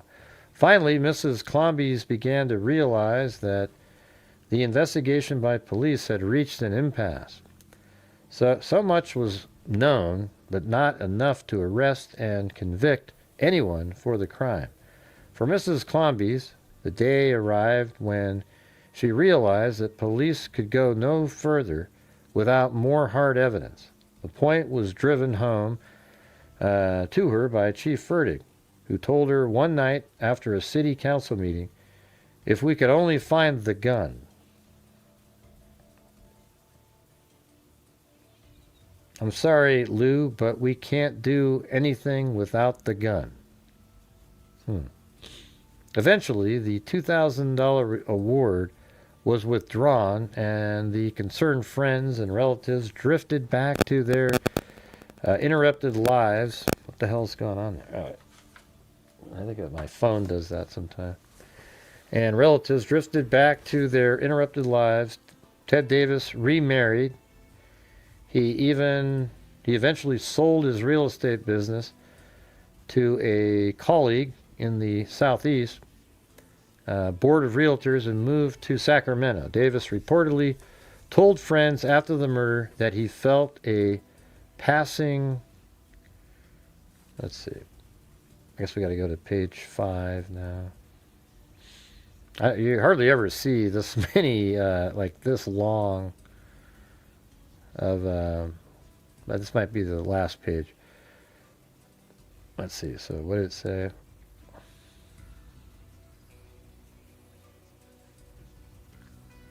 Davis reportedly told friends after the murder that he felt a passing tramp or drug addict committed the killing after Mrs. Davis surprised him in the act of looking for money in the Davis home. But man, there's just like there was so much activity going around. It's crazy. Yeah, I'm with you there, Chris O'Connell. That'd be great. You know. Davis' theory is still widely shared by many in Huntington Park. So Louise Combies was left alone with their obsession to search out the truth. Stories and rumors began to run together, sounding and resounding a chorus of confusion and faulty memories. She waited, she hoped, she pressed for something different in the stories, a fact, an anecdote, or a rumor, even a raised eyebrow not heard or seen before. Now, the case happened in 1971. This article is 1974. All right? Man, just go back. You should just watch from the beginning. You know, it's hard when people just jump in the middle of the show, and all you have to do is go back to the beginning, and you can watch the whole thing, and you'd get it. Sometimes and we did the whole case last night, too. Like, we went through all of the police reports, so if you go back and watch that, you can get the whole thing. Sometimes she thought she had something. Evidence of missing gun, eyewitness who saw. Some people think that the gun is inside the casket because the husband is, whatever it is. I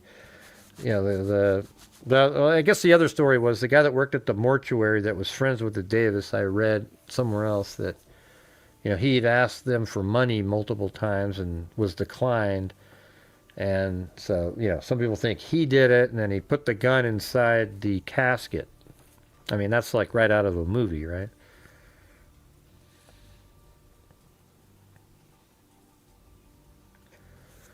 Sometimes she thought she had something. Evidence of the missing gun. Eyewitnesses who saw or thought they saw someone they knew at the house earlier in the afternoon. Yeah, that was that Ohm guy. Old hatreds between people long buried, but freshly reawakened by hard probing, dogged persistence. Does it mean something? She wondered. Sometimes she called police with bits and pieces she had picked up. They explained the difference between first-hand evidence and hearsay evidence, between initial impressions and later memories, now flavored by imagination of an event now past. Finally, she stopped calling the detectives. I don't call them anymore, she told friends. Too much gets out. As time passed, Mrs. Clomby said she found herself more and more isolated from former friends and acquaintances. Instead, she began to find the facade of a city slowly cracking at the seams. for her. Huntington Park became not a nice town in which to live, but a boiling cauldron of hatreds, jealousies, suspicions, bitterness. I mean, that might be on her perspective, like that's how she's feeling. And pettiness strikingly revealed as she continued to probe into the facts surrounding her sister's murder. Now Mrs. Clomby is convinced she knows the identity of her sister's killer. Yeah, you said that 3 times. Are you going to let us know? She has the motive determined, has traced the origins of the death, weapons, knows where her suspect can be found. But she has no court admissible proof. Instead, she keeps hoping for someone, anyone out there to come forward with the information. Stretched almost beyond endurance on the mental rack of her own making, Lou Clomby's is asking for help again.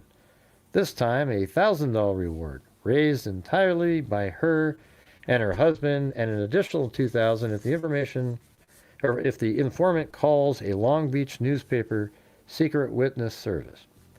Mrs. Clomby's is hopeful, as always, that someone will decide to come forth this time.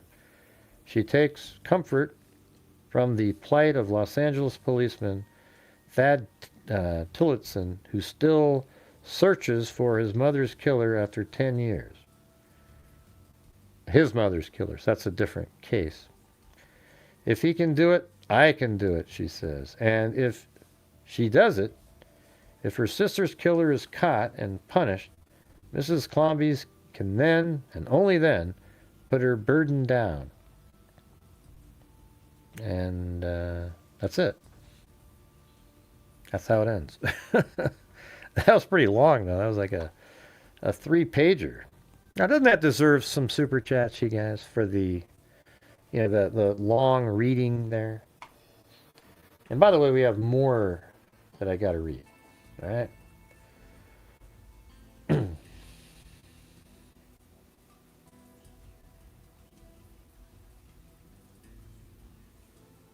Where's that one? Is that it?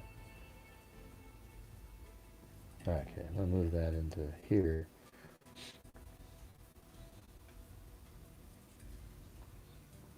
Yeah, well, we don't get to know. Maybe I'll ask the lady that I talked to, the granddaughter of one of the sisters. Maybe she knows who that is.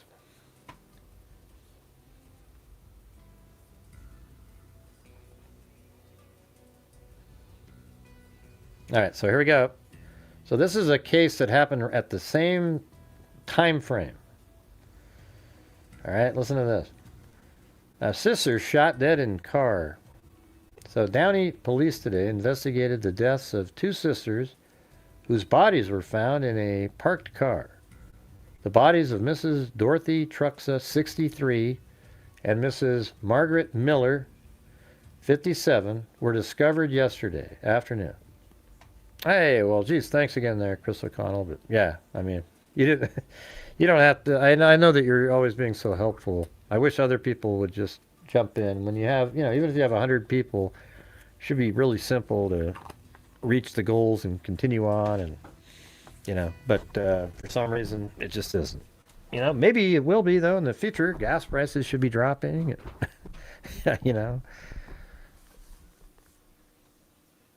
Yeah. Do we got the trolls in here again? Yeah. Oh, yeah. See, look at that. Yeah, see, notice how the trolls come in, they use fake names and new accounts right away. Did you guys see that? I didn't tell anybody to send anything. I asked people to send money in to my channel for the support of my channel. Now, unlike other channels out there, I mean, I don't know how long I'm going to be able to do it, but my channel's donated $298,000 since January of 2020. Can you name another channel that's donated $2,000 that's just in my same genre level? Yeah, you can't, okay, of their own money. And that's what happens here on this channel. So unfortunately, we got these dumbass trolls that come in here whose brains don't work. And they say the same thing every day. And what happens is when the trolls make those comments, the people generally support the channel. Like that person tried to make a comment to Chris O'Connell, and she helped support the channel because you're an idiot, you trolls. All right. It's just really crazy. You know, I don't know what to tell you. I mean, I try to make a living doing YouTube, and I need to get everybody. The only way to make a living when you do these live streams, especially on these types of cases, is when the people watching support it. That's it. And there is no ad revenue. If you get like $6 on a show like this, maybe, of ad revenue. And that's just the way it is, you know? And so how do you expect somebody to survive? Now, when you have 2,000 people watching, then yes, you can do it. And the only way to get 2,000 people to watch is to cover the same case day in and day out, and then just keep switching to the next really popular one. Sometimes I like to cover other stuff like this. And when we do that, it's a real struggle. And then YouTube starts going, ooh, they're covering something else. So we're not going to recommend him to the same people that watched him before because he's not covering the cases those people want to watch. And then even if you start covering that again, they've already kind of marked you into a different category. And that's how it works. So anyways, I appreciate everybody that does help support the channel. I wish, it was simpler, where I didn't have to ask all the time and people just did it. That'd be great. And sometimes it's like that. It was kind of like that for a lot of tonight. And then it just went, yeah. And every channel asks, they'll say, hey, if you can support my channel, I got my PayPal account and everything. They always say that shit. Okay. Everybody does.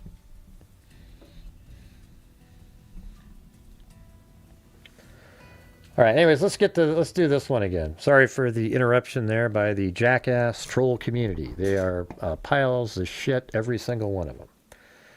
All right. Downey police today investigated the deaths of two sisters whose bodies were found in a parked car. The bodies of Mrs. Dorothy Truxa, 63, and Mrs. Margaret Miller, 57, were discovered yesterday afternoon by Mrs. Truxa's son-in-law, David Day, of 9231 Washburn Road. Did they live together?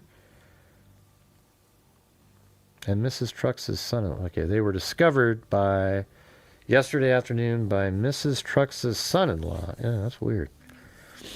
Of 9231 Washburn Road. Downey Day told police he was driving through the area when he recognized Mrs. Truxa's car. Police said Mrs. Truxa of 12... Maybe we should put this in here.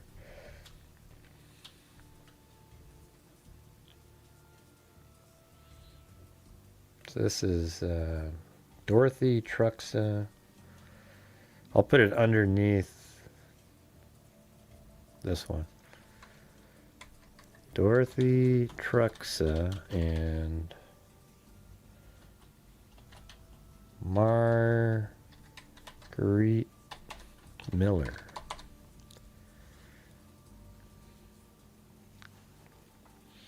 And this is from 1971 also, you guys, in August. So, so you have Theone Davis, August 5th. And by the way, can you guys communicate again? I mean, we had 4 minutes ago, we've had 3 comments since then. But, I mean, this is August, 15th or so. So literally almost just 10 days later. And it sort of sounds different currently, but it isn't. The bodies, so let's go back down there. So we have one, Truxa lives at 12116. Let's see, 12116 Smallwood Avenue. There you go, Downey.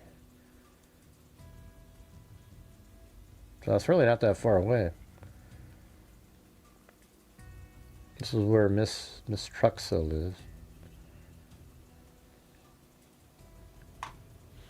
It's kind of early, you guys, for you guys to be so quiet in here.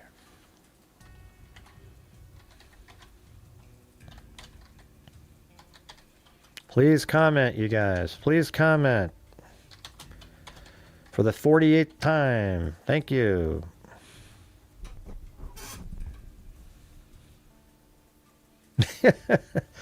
Yeah, well, trolls don't want to chat.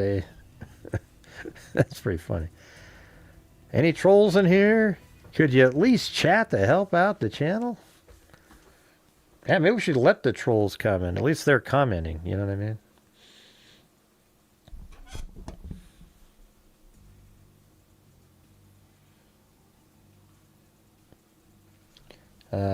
Downey was lying on the front floorboard of the auto Mrs. Miller of 7101. Let's get her in there.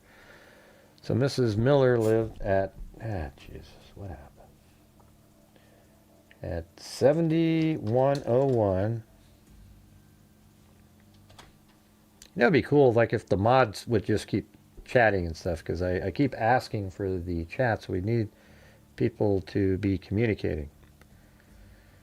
7101 Rosecrans Avenue.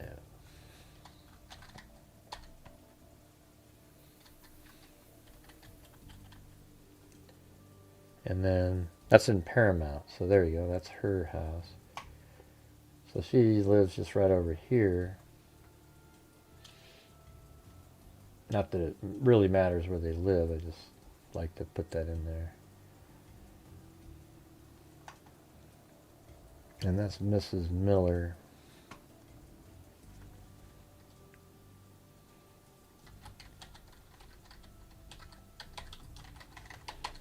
And she's 57.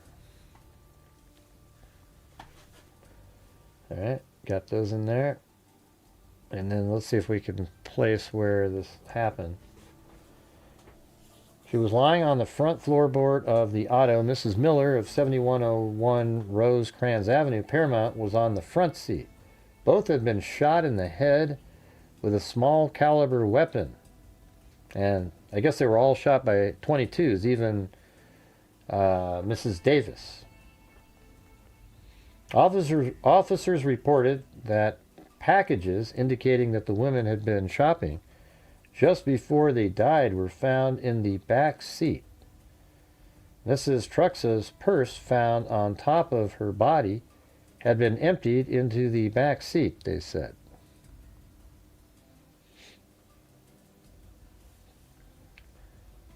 So it says Mrs. Truxa's purse, found on top of her body, had been, sort of like the piggy bank, Isn't that interesting? You know how the piggy bank's in the other room?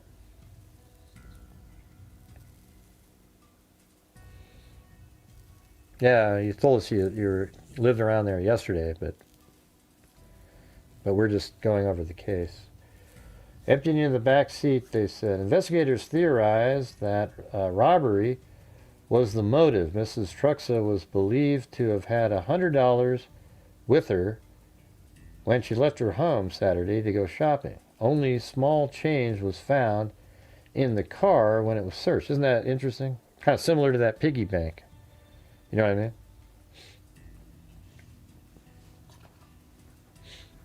I mean? But you said yesterday you remembered all these different spots, right? Like the stuff that we've been talking about. I mean, you could probably picture it because you probably lived there at the same time, right? I mean, that's kind of weird. Except you were a kid when this was happening. It's weird when you look at this stuff. Like, this is 1971, but they were born in, Mrs. Davis was born in 1907, That's crazy when you think about it. So and there's pictures of her from, like, the Roaring 20s, where she's wearing that kind of clothing. And then 1971, she's 60-something years old.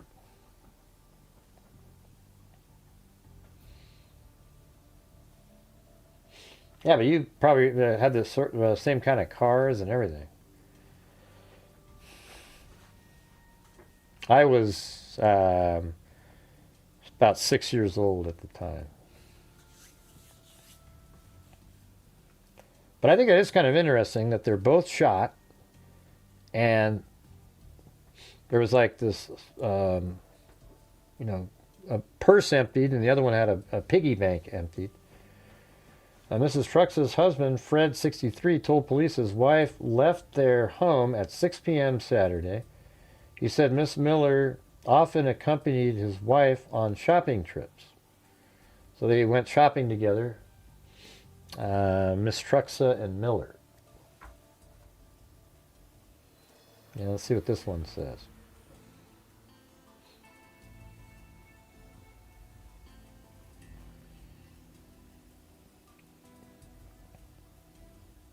That's not the one.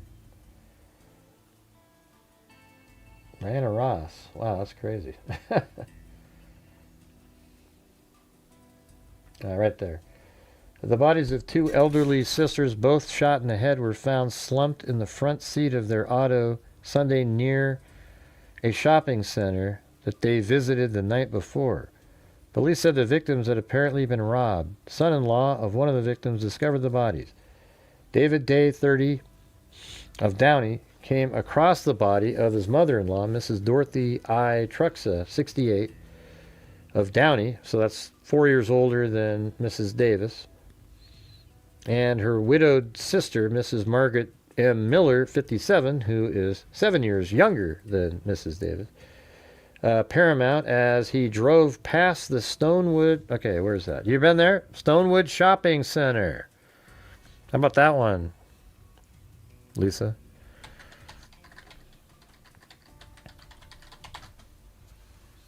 Yep. We're just going to be right over here. The Stonewood. I bet you went there a million times.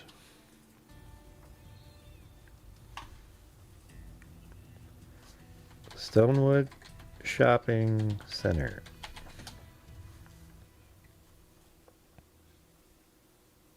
And this is, by the way, I mean, this is kind of weird, but I literally, like when I was looking up information on Theone Davis, I came across this story.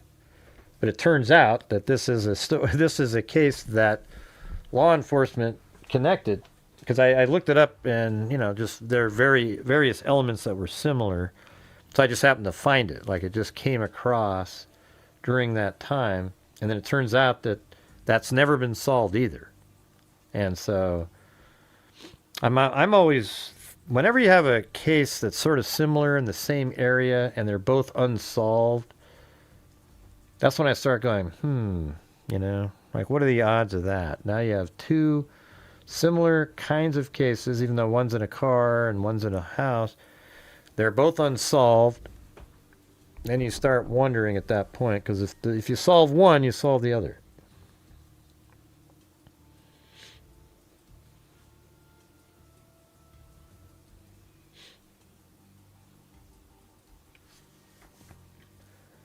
Miss Trux's body was sprawled on the floorboard of the front seat, shot in the head. Downey Police Lieutenant James said Miss Miller's body was slumped in the front seat. Police said there was only a small amount of change among the articles on the seat. Isn't that weird? How much? Wouldn't that be weird if there was 2 cents? Like, again, it's sort of odd that you get this person, now there's these pennies or whatever, a little amount sitting there.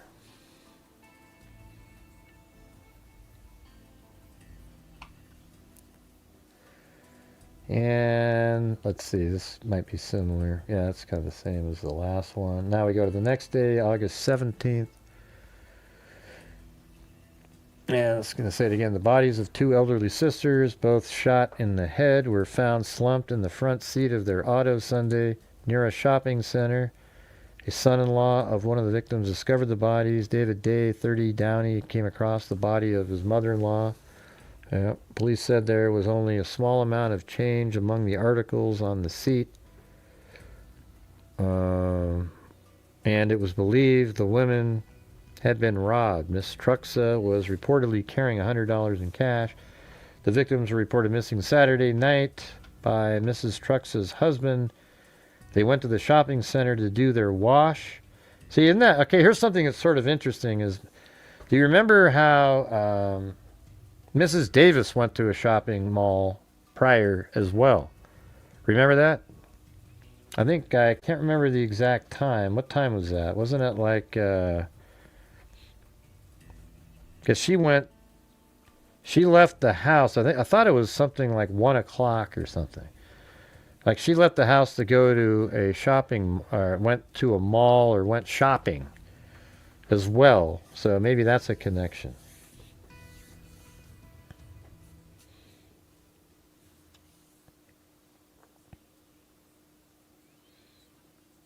Mm-hmm.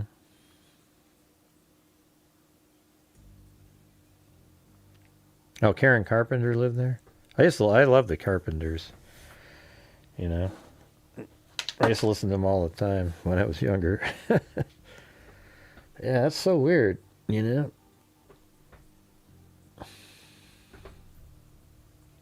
Let me open up that document again. Hold on. I feel like I gotta...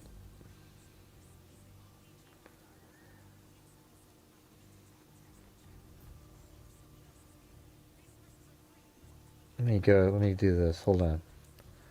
I converted this to text, so I think if I type the word shopping, or yeah. I just saw that. Shopping. Okay, what's this say? On August 5th, 1971, he arrived.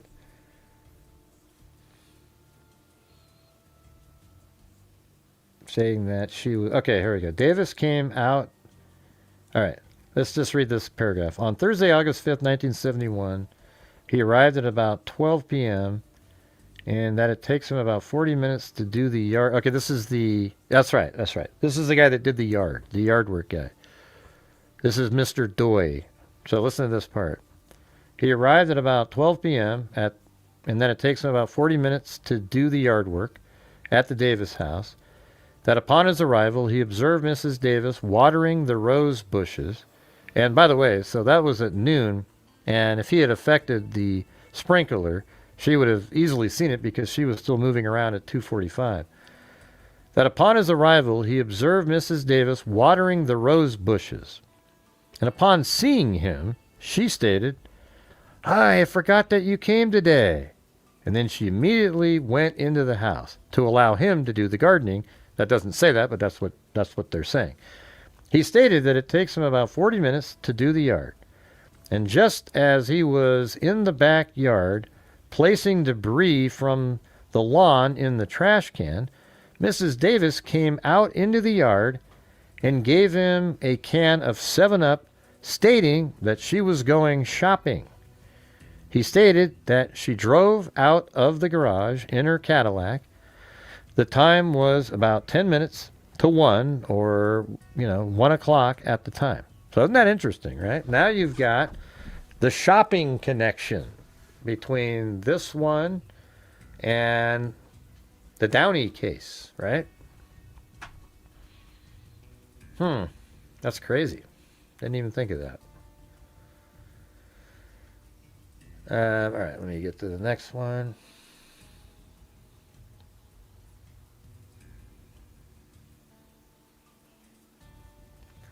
Got a 19. Service held for 2 murdered choppers. Simple graveside services were held Wednesday afternoon, August 18th, for 2 sisters-in-law slain Saturday, August 14th. So that's just 9 days after Mrs. Davis, in an apparent robbery during their customary weekly shopping trip to Downey, or in Downey. City police intensified the review of evidence in the case this week after completing house-to-house interviews of people who lived in the presumed area of the fatal shooting. Services were held in, week after completing, Services were held in Rose Hills a memorial park for Mrs. Margaret B. Miller, 57, who lived at 7101 Rosecrans Boulevard, Paramount, and for Mrs. Dorothy I. Truxa, 63, of 12116. They have 63 here. Now that's different than 68 that they said earlier. Smallwood Avenue, Downey. Both services were conducted by the Reverend Edwin Cashman, pastor of the Bellflower Brethren Church. Visitation service for the women were held Tuesday, August 17th in the Miller Mize Macomb Mortuary in Downey. Mrs. Truxa, who had lived in Downey for 19 years and in the Los Angeles area for 43 years, is survived by her husband. Hey, by the way, are you still there, Chris O'Connell? I thought you've been a channel member here for way longer than 8 months, right? I mean, anyways, it says years, and in the Los Angeles area for 43 years, is survived by her husband, Fred L., daughter, Susan, blah, blah, blah. A widow who had lived in Paramount for the past 3 years, and in the Los Angeles area, 34 years, Miss Miller is survived by her daughter. So she was a widow, and then she got killed.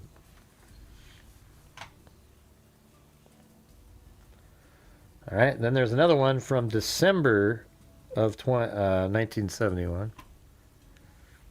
And this might be the one that I stumbled upon. I can't remember. A wanted unsolved murder shocked this city and Southland law officers when two sisters-in-law were shot to death in the parking lot of a midtown shopping center on the evening of August 14th. Police investigators said they were slain in their parked car, which was later moved to a parking space on a nearby street. The victims were Mrs. Margaret B. Miller, 57. Yeah, we already have all that stuff. All right, so that's there. I think that's sort of like a year-end crime review thing there.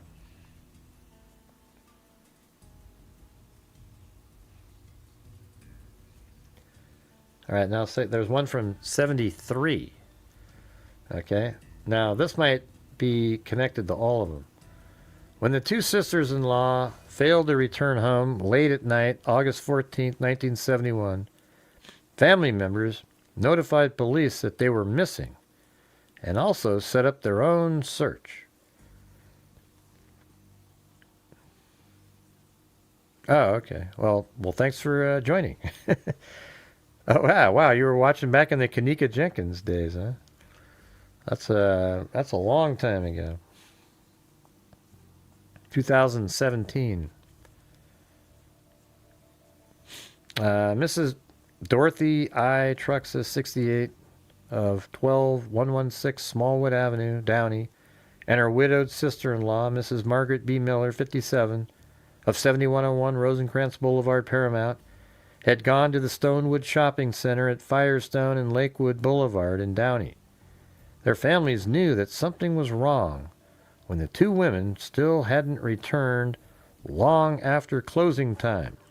Shortly after noon the next day, Mrs. Trux's son-in-law was driving around the shopping center area searching for a clue when he spotted her auto parked on Lakewood. Okay, so her car was spotted on Lakewood. Okay, let's see.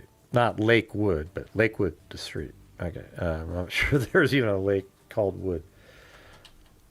Let's see, Lakewood Street.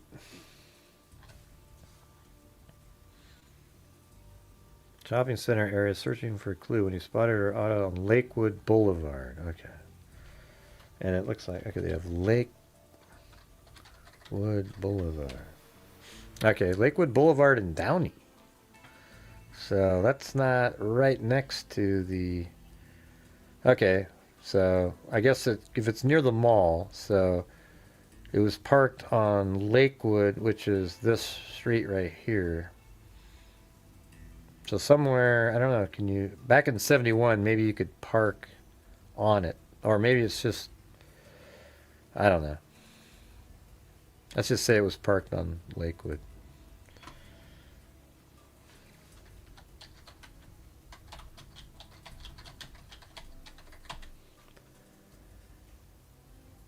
Okay, so it's Trux's vehicle.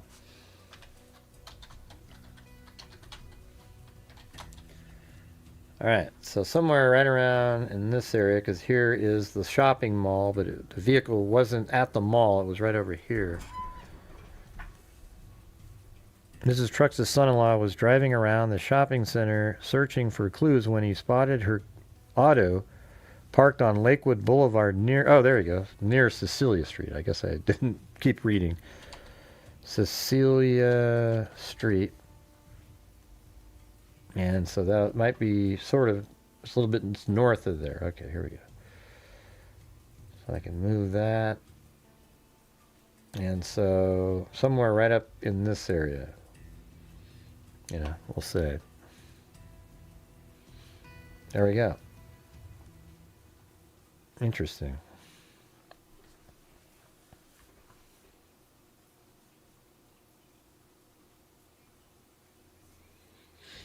All right, you guys, don't forget to comment.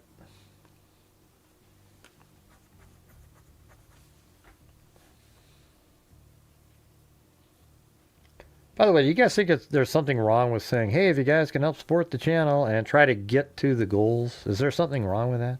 I still do the shows, you know. I'm here. I do them. I just try to make something happen, you know, so that we can, you know, my hope is that we can get back to a point where, I mean, right now there just isn't any really big cases or anything, so it's hard to shine. I'm just doing my, like, I think this is really interesting stuff. Hopefully you guys do too. But what's wrong with that, you know?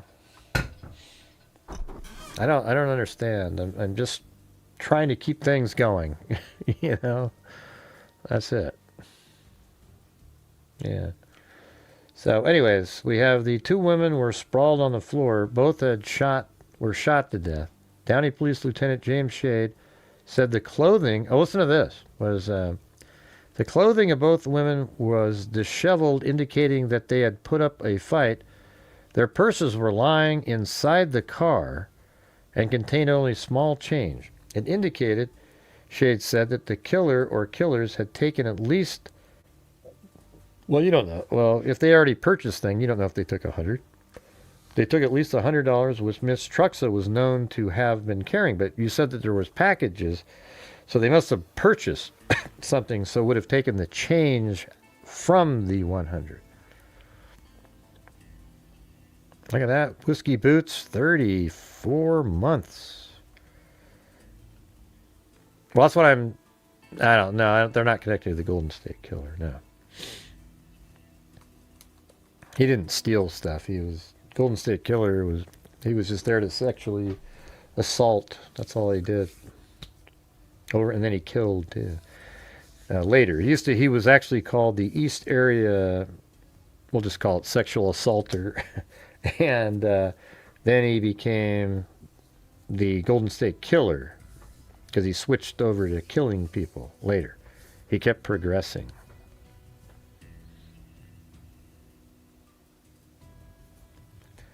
A reward fund already existing for information leading to the arrest and conviction of the killer of Dorothy I. Truxa and Margaret B. Miller. The families have previously posted.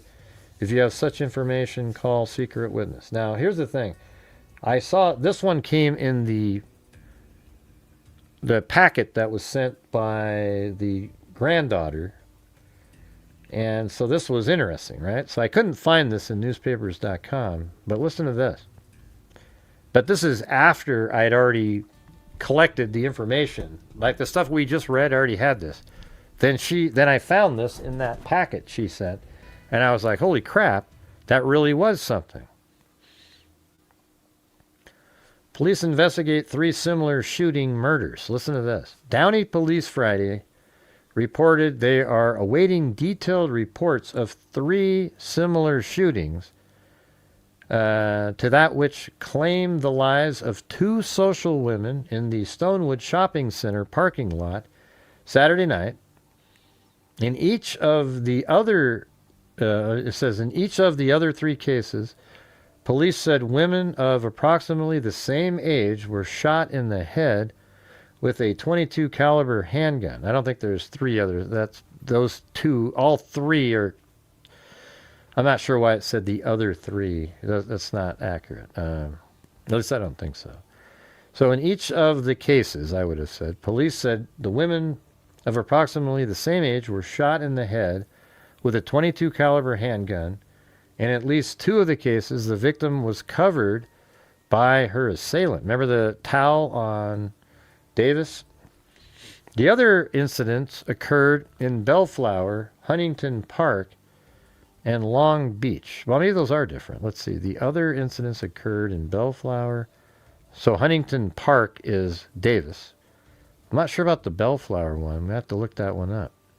And Long Beach. Well, I guess those are...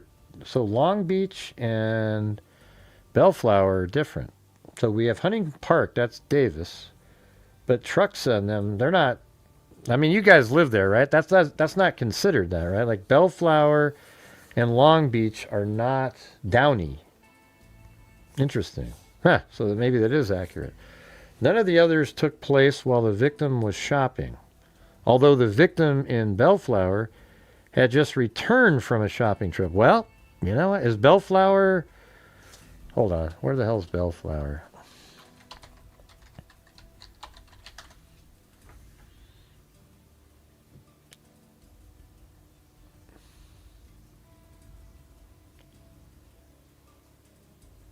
Okay. Well, Davis doesn't live in Bellflower.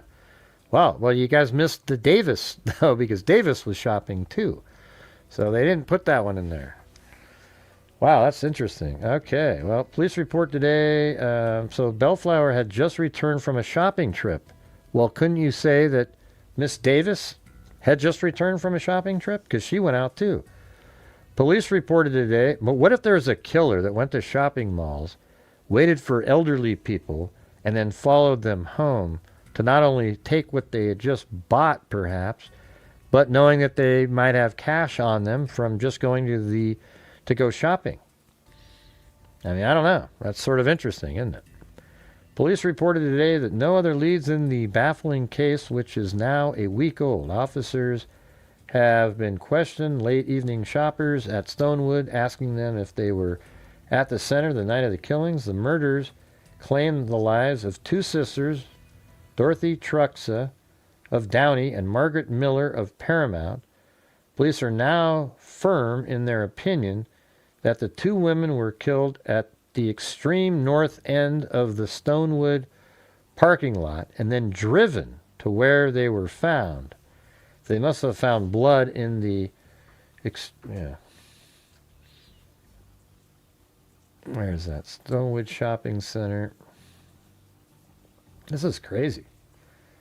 You know? So the extreme north end. So like way over here.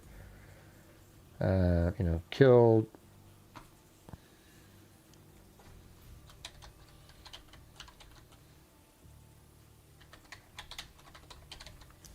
Okay.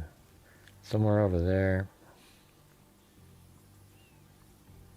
And then they were driven. Yeah, so I guess like you're over here and then you drove the car. I'm not sure why you needed to move the car, but they drove the car and then parked it right there. So, right in this general area here. Crazy, right? Police reported today no other leads in the baffling case, which is now a week old.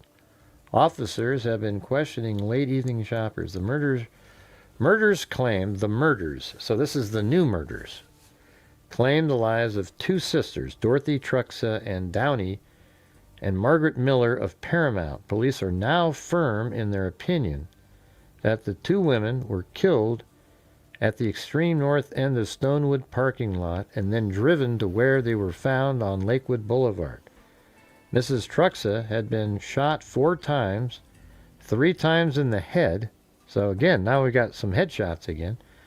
And once in the shoulder. Miss Miller was killed by a single shot to the back of the head, which is exactly how Miss Davis was killed. The coup de grace, the shot that they were, made sure that she died with. The wounds were inflicted by a .22 caliber handgun. And each woman was then covered. Miss Truxa was covered by 2 sweaters and Miss Miller by a blanket. Don't you guys find that interesting? Do you hear that at the end there? And each woman was then covered. Miss Truxa was covered by 2 sweaters and Miss Miller by a blanket. So they were covered too, just like Miss Davis. Remember how she had the towel on her face? Man, you can't ignore that kind of stuff. I mean, that is crazy. A .22 caliber, a purse was empty, the piggy bank was emptied.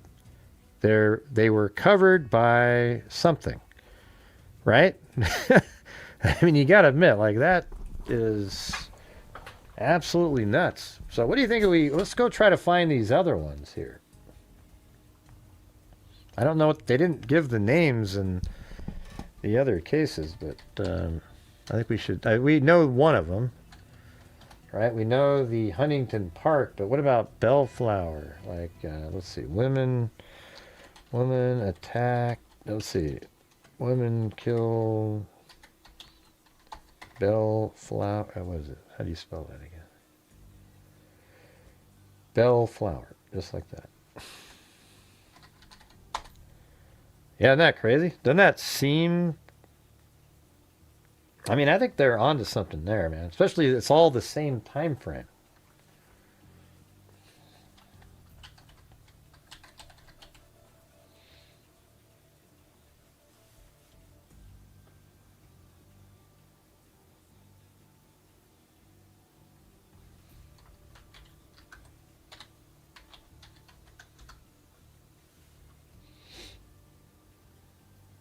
Okay. So that article, yeah, so that must have been 71. What is this one? Sleeping woman beaten and slashed. Man, what?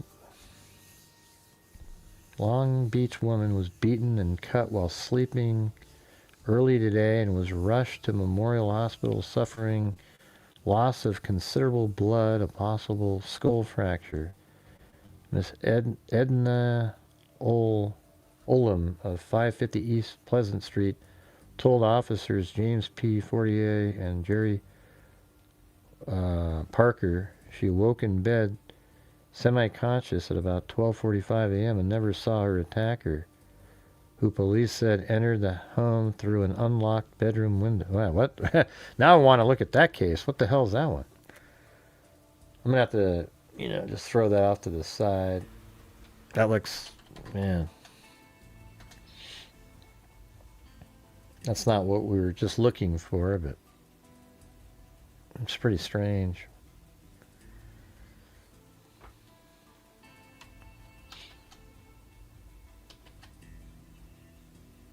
Okay, that doesn't have anything.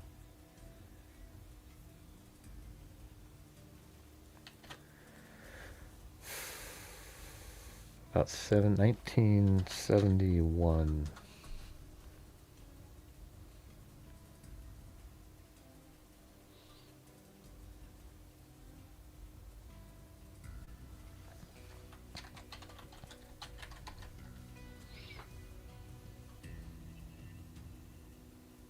No, that doesn't say Bellflower.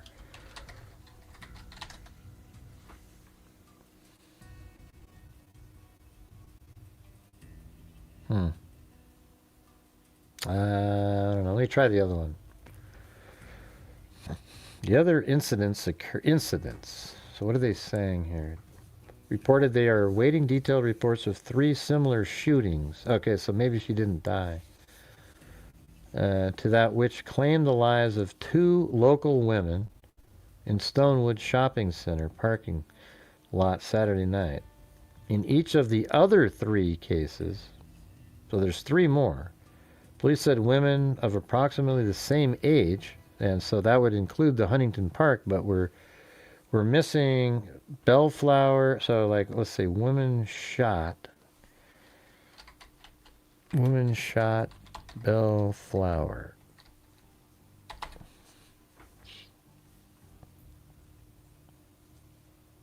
And so let's do like 1971.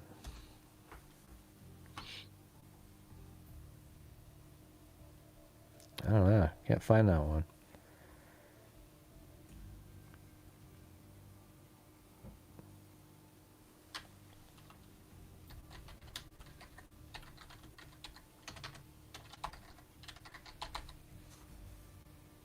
Why didn't they give a name in that article for those other people? Maybe they said there were incidents, so maybe they didn't make it to the paper.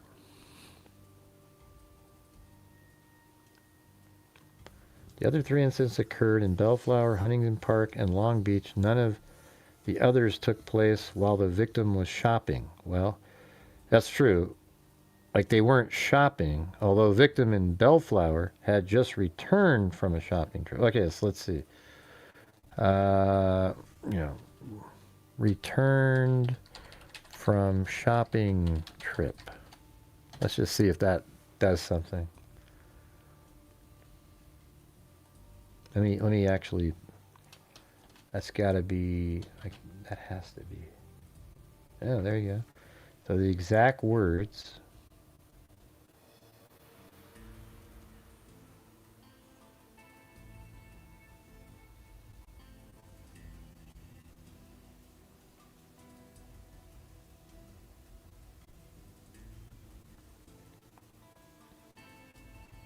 How about we just let's do 1971.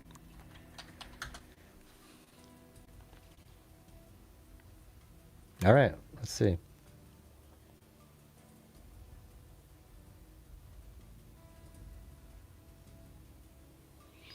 The body of Luis Silveria Avila, 66, former owner of Avila Plumbing, was found Thursday morning hanging from a rafter in his garage.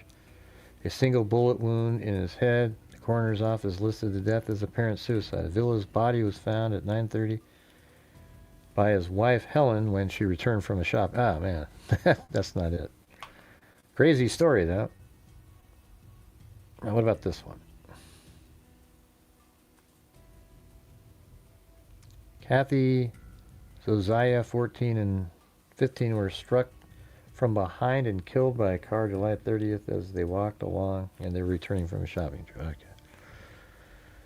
Huh. Well, I guess it's a way to try to find it, you know.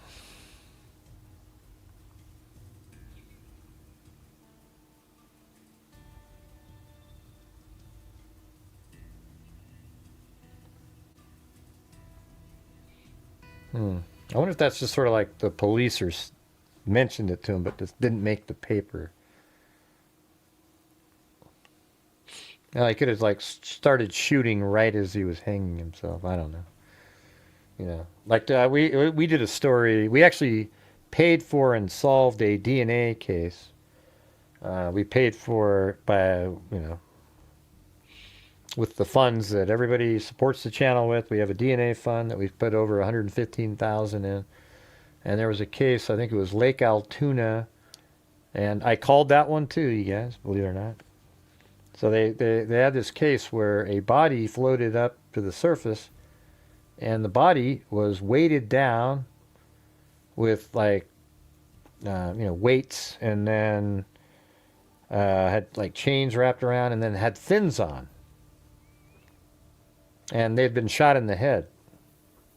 And most people would go, "Oh my God, they threw him!" But I immediately went, "Yeah, I said that this person took their own life, and that's why they have fins on. Like if you were actually shot by somebody else, why would you have fins on? You wouldn't." And so what I said is this guy, he weighted himself down. He took his flippers and he flipped out, and he had a gun in his hand, and he took his own life, and then he sunk down, and then eventually he floated back up. And that's exactly what happened in the story. You see, when you use the logic, reason, and common sense. Yeah.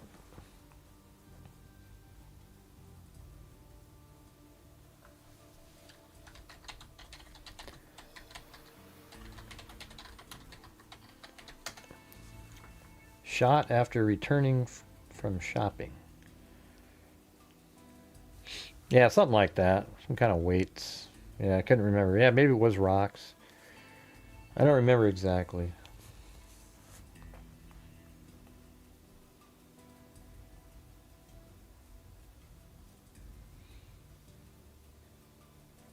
All right, well, let's try to find the other one then. So there was Bellflower, occurred in Bellflower, Huntington Park, and Long Beach. Let's see, elderly woman shot, Long Beach. Was I going to say that?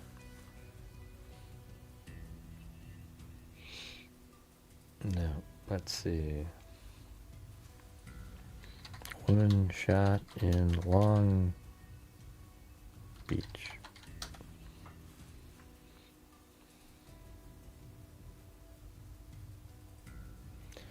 Yeah, I don't know. That's hard to find these sometimes, especially when you don't even get a name. Although it does say none of the others took place while the victims were shopping, although the victim in Bellflower had returned from a shopping trip when she was shot. But maybe they didn't die. That's why their names aren't in there.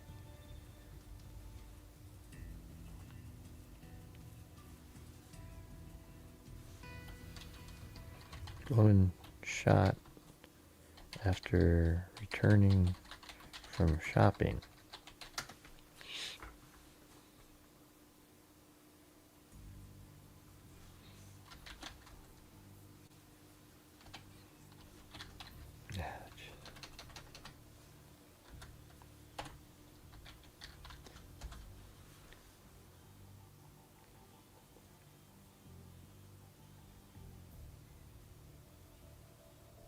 Yeah, I don't see that. Oh, Sharon Tate, man, that's the man. This is Manson stuff here. Wow, Sharon Tate was hanged after being stabbed. I didn't remember that.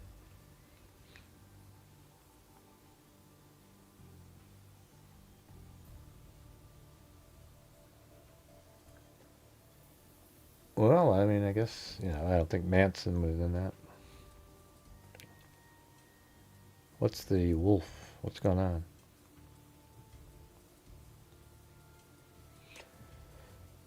All right. Well, anyways, I think there's a possibility that those might be connected, especially the fact that there was some article of some sort placed over the bodies, shot with the same caliber, apparently.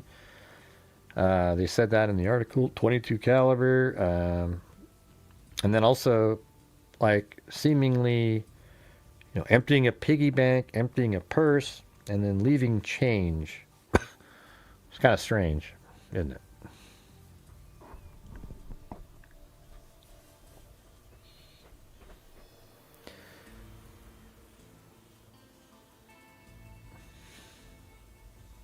Mm-hmm. You did grave from the rafters of what? I don't know what that means. All right. I don't know. It's 1971. I want to look at the one that we were just looking at, though. Are you interested in that? That one that popped up on here? Edna Olam. What happened there? Ooh, attack. Edna Olam.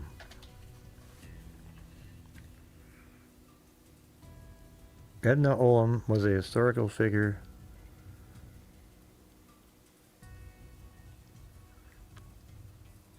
And how many Edna Olams are there? I mean, it can't be more than one.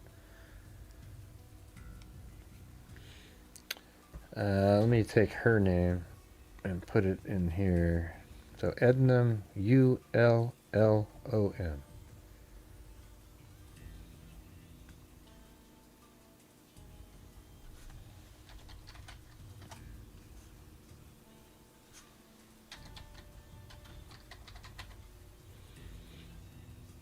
1972, California.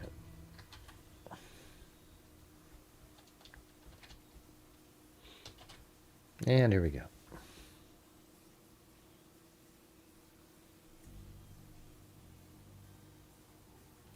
Okay, that's the story we were just looking at. So weird. May, and then all of a sudden...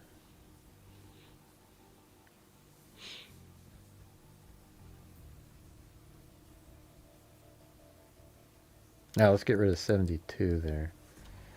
How about 1973? Okay, it's weird. Isn't that weird how she's in the paper? It's got to be her, but look at all these other times. And so she's attacked in May, and then she's July 3rd. I mean, those can't be. Let's see. Well, Long Beach, and these are Sacramento. I don't know. I mean, what are the odds? Is there somebody else named Edna Ullom, Ullom?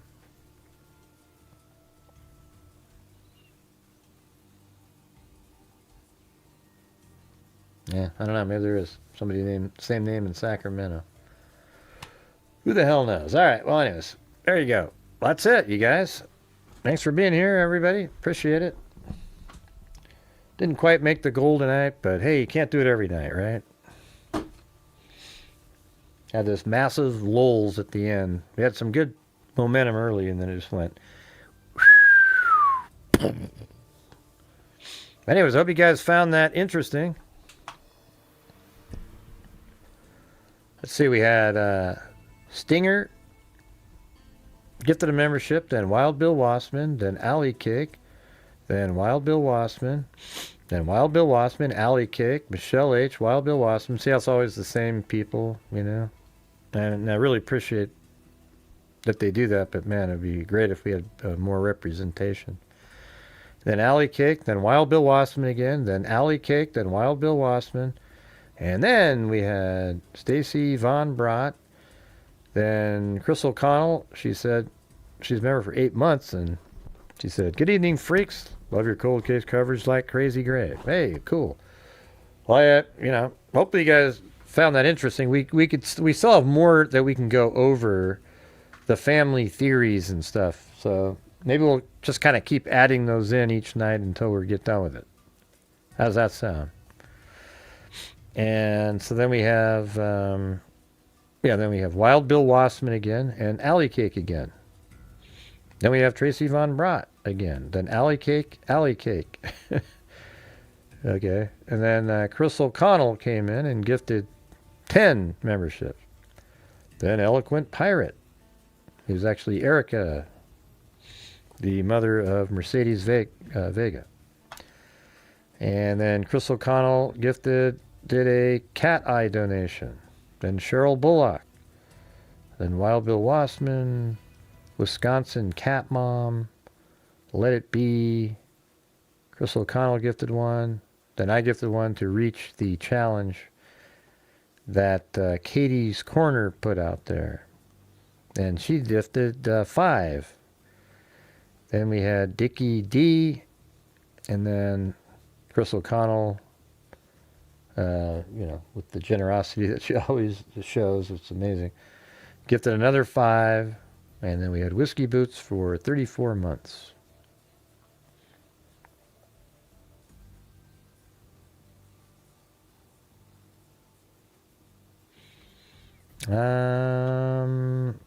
It probably was. I thought it was during the weekday. Maybe. I don't know. I don't remember. Chris O'Connell. I guess we could look. We could do this. What day of the week was August 5th, 1971 in California? And that's a Thursday. August 5th, 1971, a Thursday. So there you go. You would think that school would... Well, it is August. It's probably still summer, so probably not. Now that I think about it.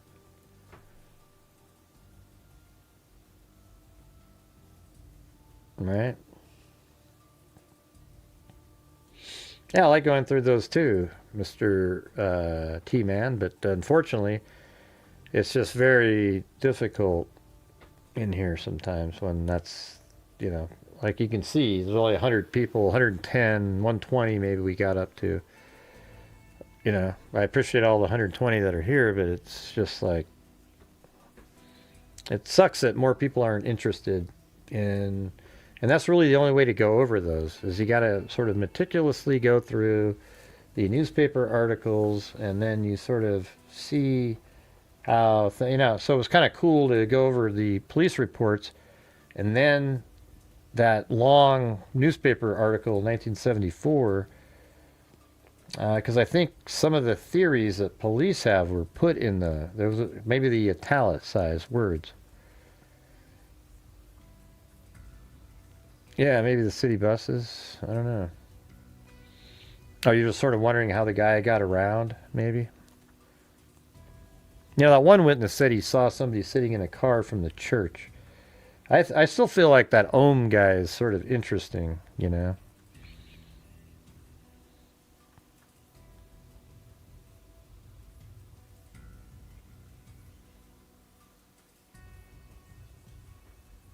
Hmm.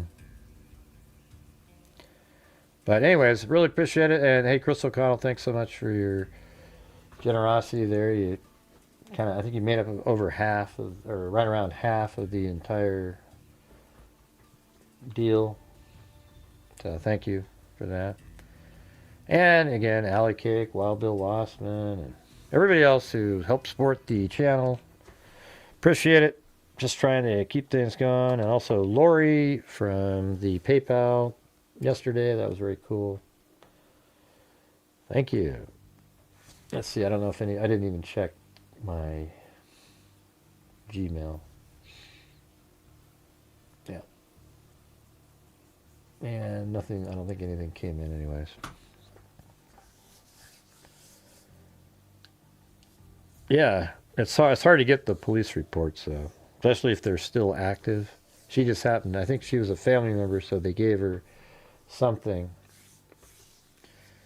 I'm wondering, it feels like I feel pretty good about saying Ted has nothing to do with it. Like it just seems like I don't think you could, everything was so dialed in. I mean, of course, sure, somebody might not have got the right time on one of them.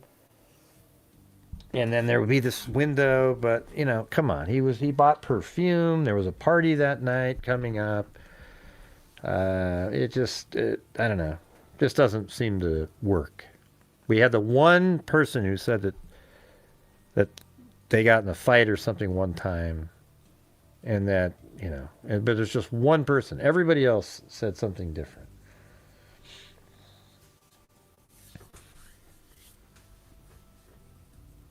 But anyways, thank you guys very much for being here. Really appreciate it.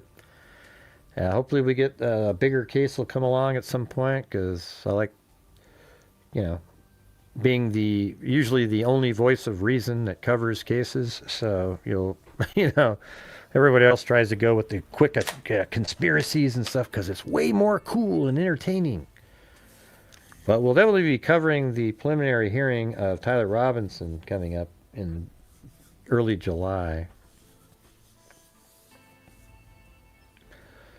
All right, and Ted also had no injury. They didn't mention that he had any sort of bruising on his hands. Surely he would have that when they said that the beating took place by somebody's fists, and the person even broke her ribs. So you would think he'd have some sort of something on his knuckles. But people said he's kind of like Jimmy Stewart, just like a nice guy, kind of. I mean, I can show you these pictures really quick. Like this is right here. That's them. He's tall, but he's really skinny. He's like a. And then here's another one right there. He kind of does remind you of Jimmy Stewart, doesn't he?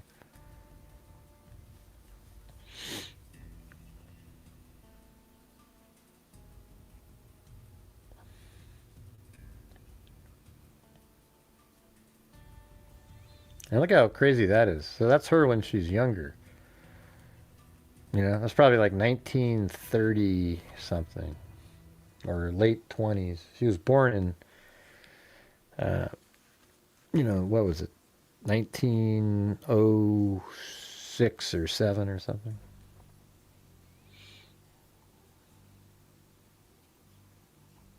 And then look at that one. That's got to be from, the 20s. early 30s, maybe, something like that. And then this is probably what she looked like right around the time. She was 64 when she died, was killed. So we still have more to go over in that document. There's these narratives about like theories that family and people have we can look at. Maybe a name's mentioned in there. I'll ask the granddaughter tomorrow who her aunt would have been talking about.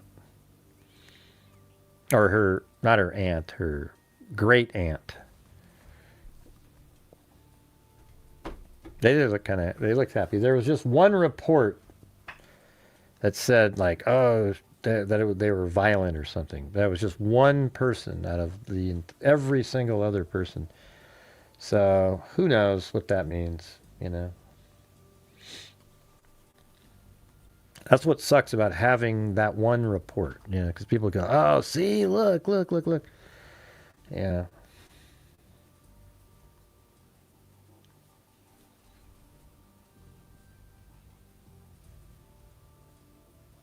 Oh, you know what? Hey, before we leave, let's do this one. I forgot to do this. Let's just read this one really quick. Okay, you guys mind?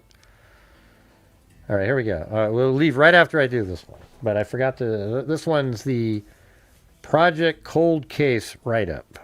Doesn't look too long. Let's see. This story is part of a collaborative project. Okay. After August 5th, 1971, Janelle was no longer able to visit her grandmother in Huntington. So Janelle is who I talked to. Grandmother in Huntington Park. That day, 63-year-old Theone Davis was found murdered in the bedroom of her own home. The murder remains unsolved. Born in Salt Lake City, Utah, Theone was the eldest of 6 children. She had olive-tinted skin and dark hair and seemed contrary to her Swedish roots. After a younger sibling was born, Theone's mother became very ill, leaving a lot of the family responsibility to Theone. Janelle said her grandmother dutifully accepted these responsibilities from a very young age. At 17, Theone got married and had a son. 6 months later, however, the marriage was annulled, leaving Theone a single mother in the 1920s. That same year, Theone, her siblings, and her parents moved to Los Angeles. Her father started a dry cleaning business where he had a lot of movie stars and celebrities coming in to have their clothes cleaned. Theone had always enjoyed singing and became a popular radio singer. That's right, she did jingles, I forgot. She sang on local Los Angeles radio broadcasts where she met Jimmy Durante, the famous comedian, that's the guy with the big nose, and radio host. He became quite smitten with Theone and invited her to sing with him on radio shows. He gave her one of his piano stools, which is now owned by Theone's youngest granddaughter, Janelle. Rumor has it that she, Theone Lindgren, at the time, so that must be her, well, I don't know, that must be the first husband's name, was the infamous rumor has it that she, Theone Lindgren, at the time, was the infamous Mrs. Calabash that Jimmy Durante would always sing about in his shows. Theone was incredibly talented. She was part of an all-girl band where she played the piano, viola, and sang. She also worked at a theater, and in 1927 was crowned the Queen of Cinema to open the latest season of movies in Los Angeles. After courting for 7 years, Theone and her new husband, Ted Davis, got married and started a family.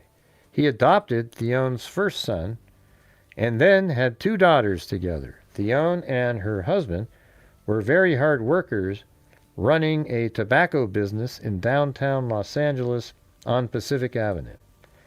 Grandma had to go shopping for tobacco leaves on Whittier Boulevard, Janelle said. I mean, it was a big business to go find the right stuff and make their own blend. They sold that business in 1960 before getting into real estate business. Theone and Ted both worked side by side for their entire marriage, which lasted 40 years. At the time of her death, Theone and the family were living in Huntington Park, California, which was closer to their business than their previous place in downtown Los Angeles. Janelle said that Huntington Park at the time was a very happy community with everybody knowing everybody. According to the website Neighborhood Scout, Huntington Park has a higher crime rate than 89% of California cities and towns of all sizes. Interesting. So it has a higher crime rate. Both Theone, maybe now I guess, both Theone and Ted were very involved in the city and its politics. They became leaders of a church in Huntington Park after helping to build it. Ted was part of the Kiwanis Club and was president of the Chamber of Commerce, Janelle said. Everybody who knew them loved them. On August 5th, 1971, Theone was at home cleaning the house in preparation for hosting a bridge party with neighbors. She went to the grocery store. Isn't that crazy? So there it is, at around 2 p.m. I thought that was more like 1 p.m. because the gardener saw that.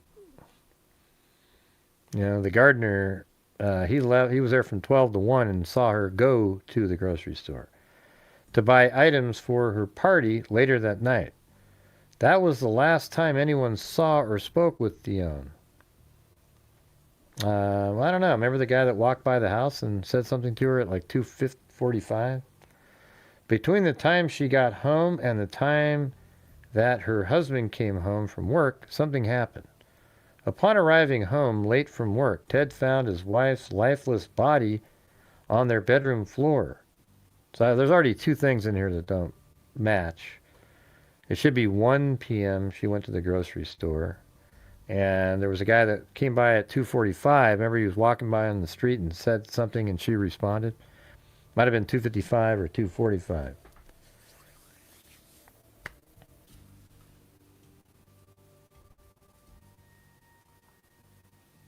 Hold on. Where is that? Okay, Kevin, at 2:55 p.m., Kevin Pascal, walking to football practice, observed Theone watering the yard. Spoke with her. She replied, and he saw nothing suspicious. All right, well, I think then you can change that she made it home from shopping, and that guy, you know, he saw her. So that's way different than, you know, the last time anybody saw her was at 2 at the, you know. Anyways, okay, that was the last time anyone saw her, spoke to her. Upon arriving home late from work, Ted found his wife's lifeless body on the bedroom floor.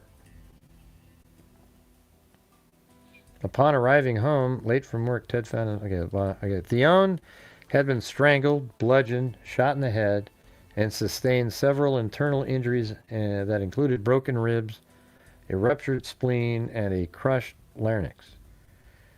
Ted immediately called the police. Questions for police guests for the party that evening and family doctors. Before anyone knew it, bridge party guests were showing up to the scene, as well as the local Huntington police. So he called people to, hey, you know, something happened, and let them know, and they showed up anyways.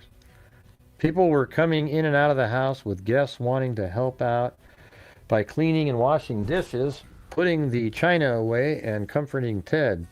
With police offers at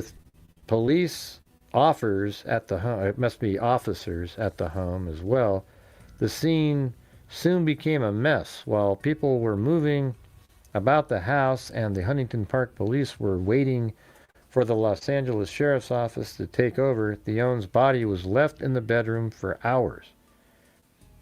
The Los Angeles Sheriff's Office reported to the scene to find a mess. They were at a loss on how to find fingerprints on even begin finding evidence of who might have committed this crime. Due to the lack of evidence, the murder of Theone Davis quickly went cold. On the whole, it really tore people apart, Janelle recalled. So many people love Theone and rue the day that day because they wished they'd done something different.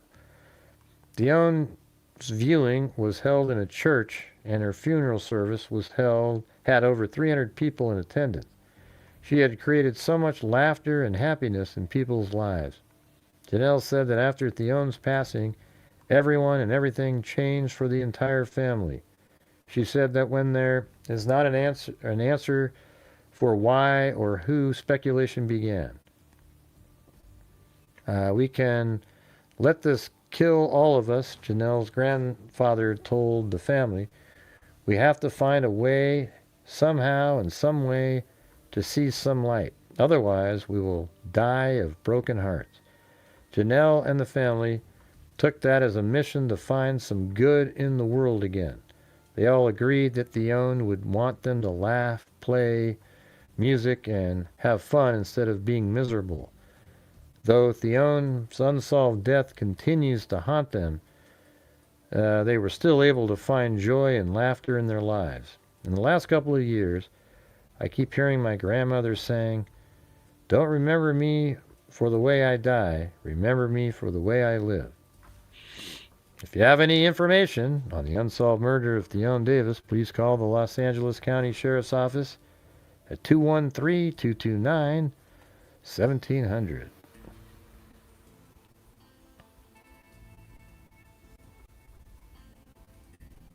Yep, there you go. All right, awesome.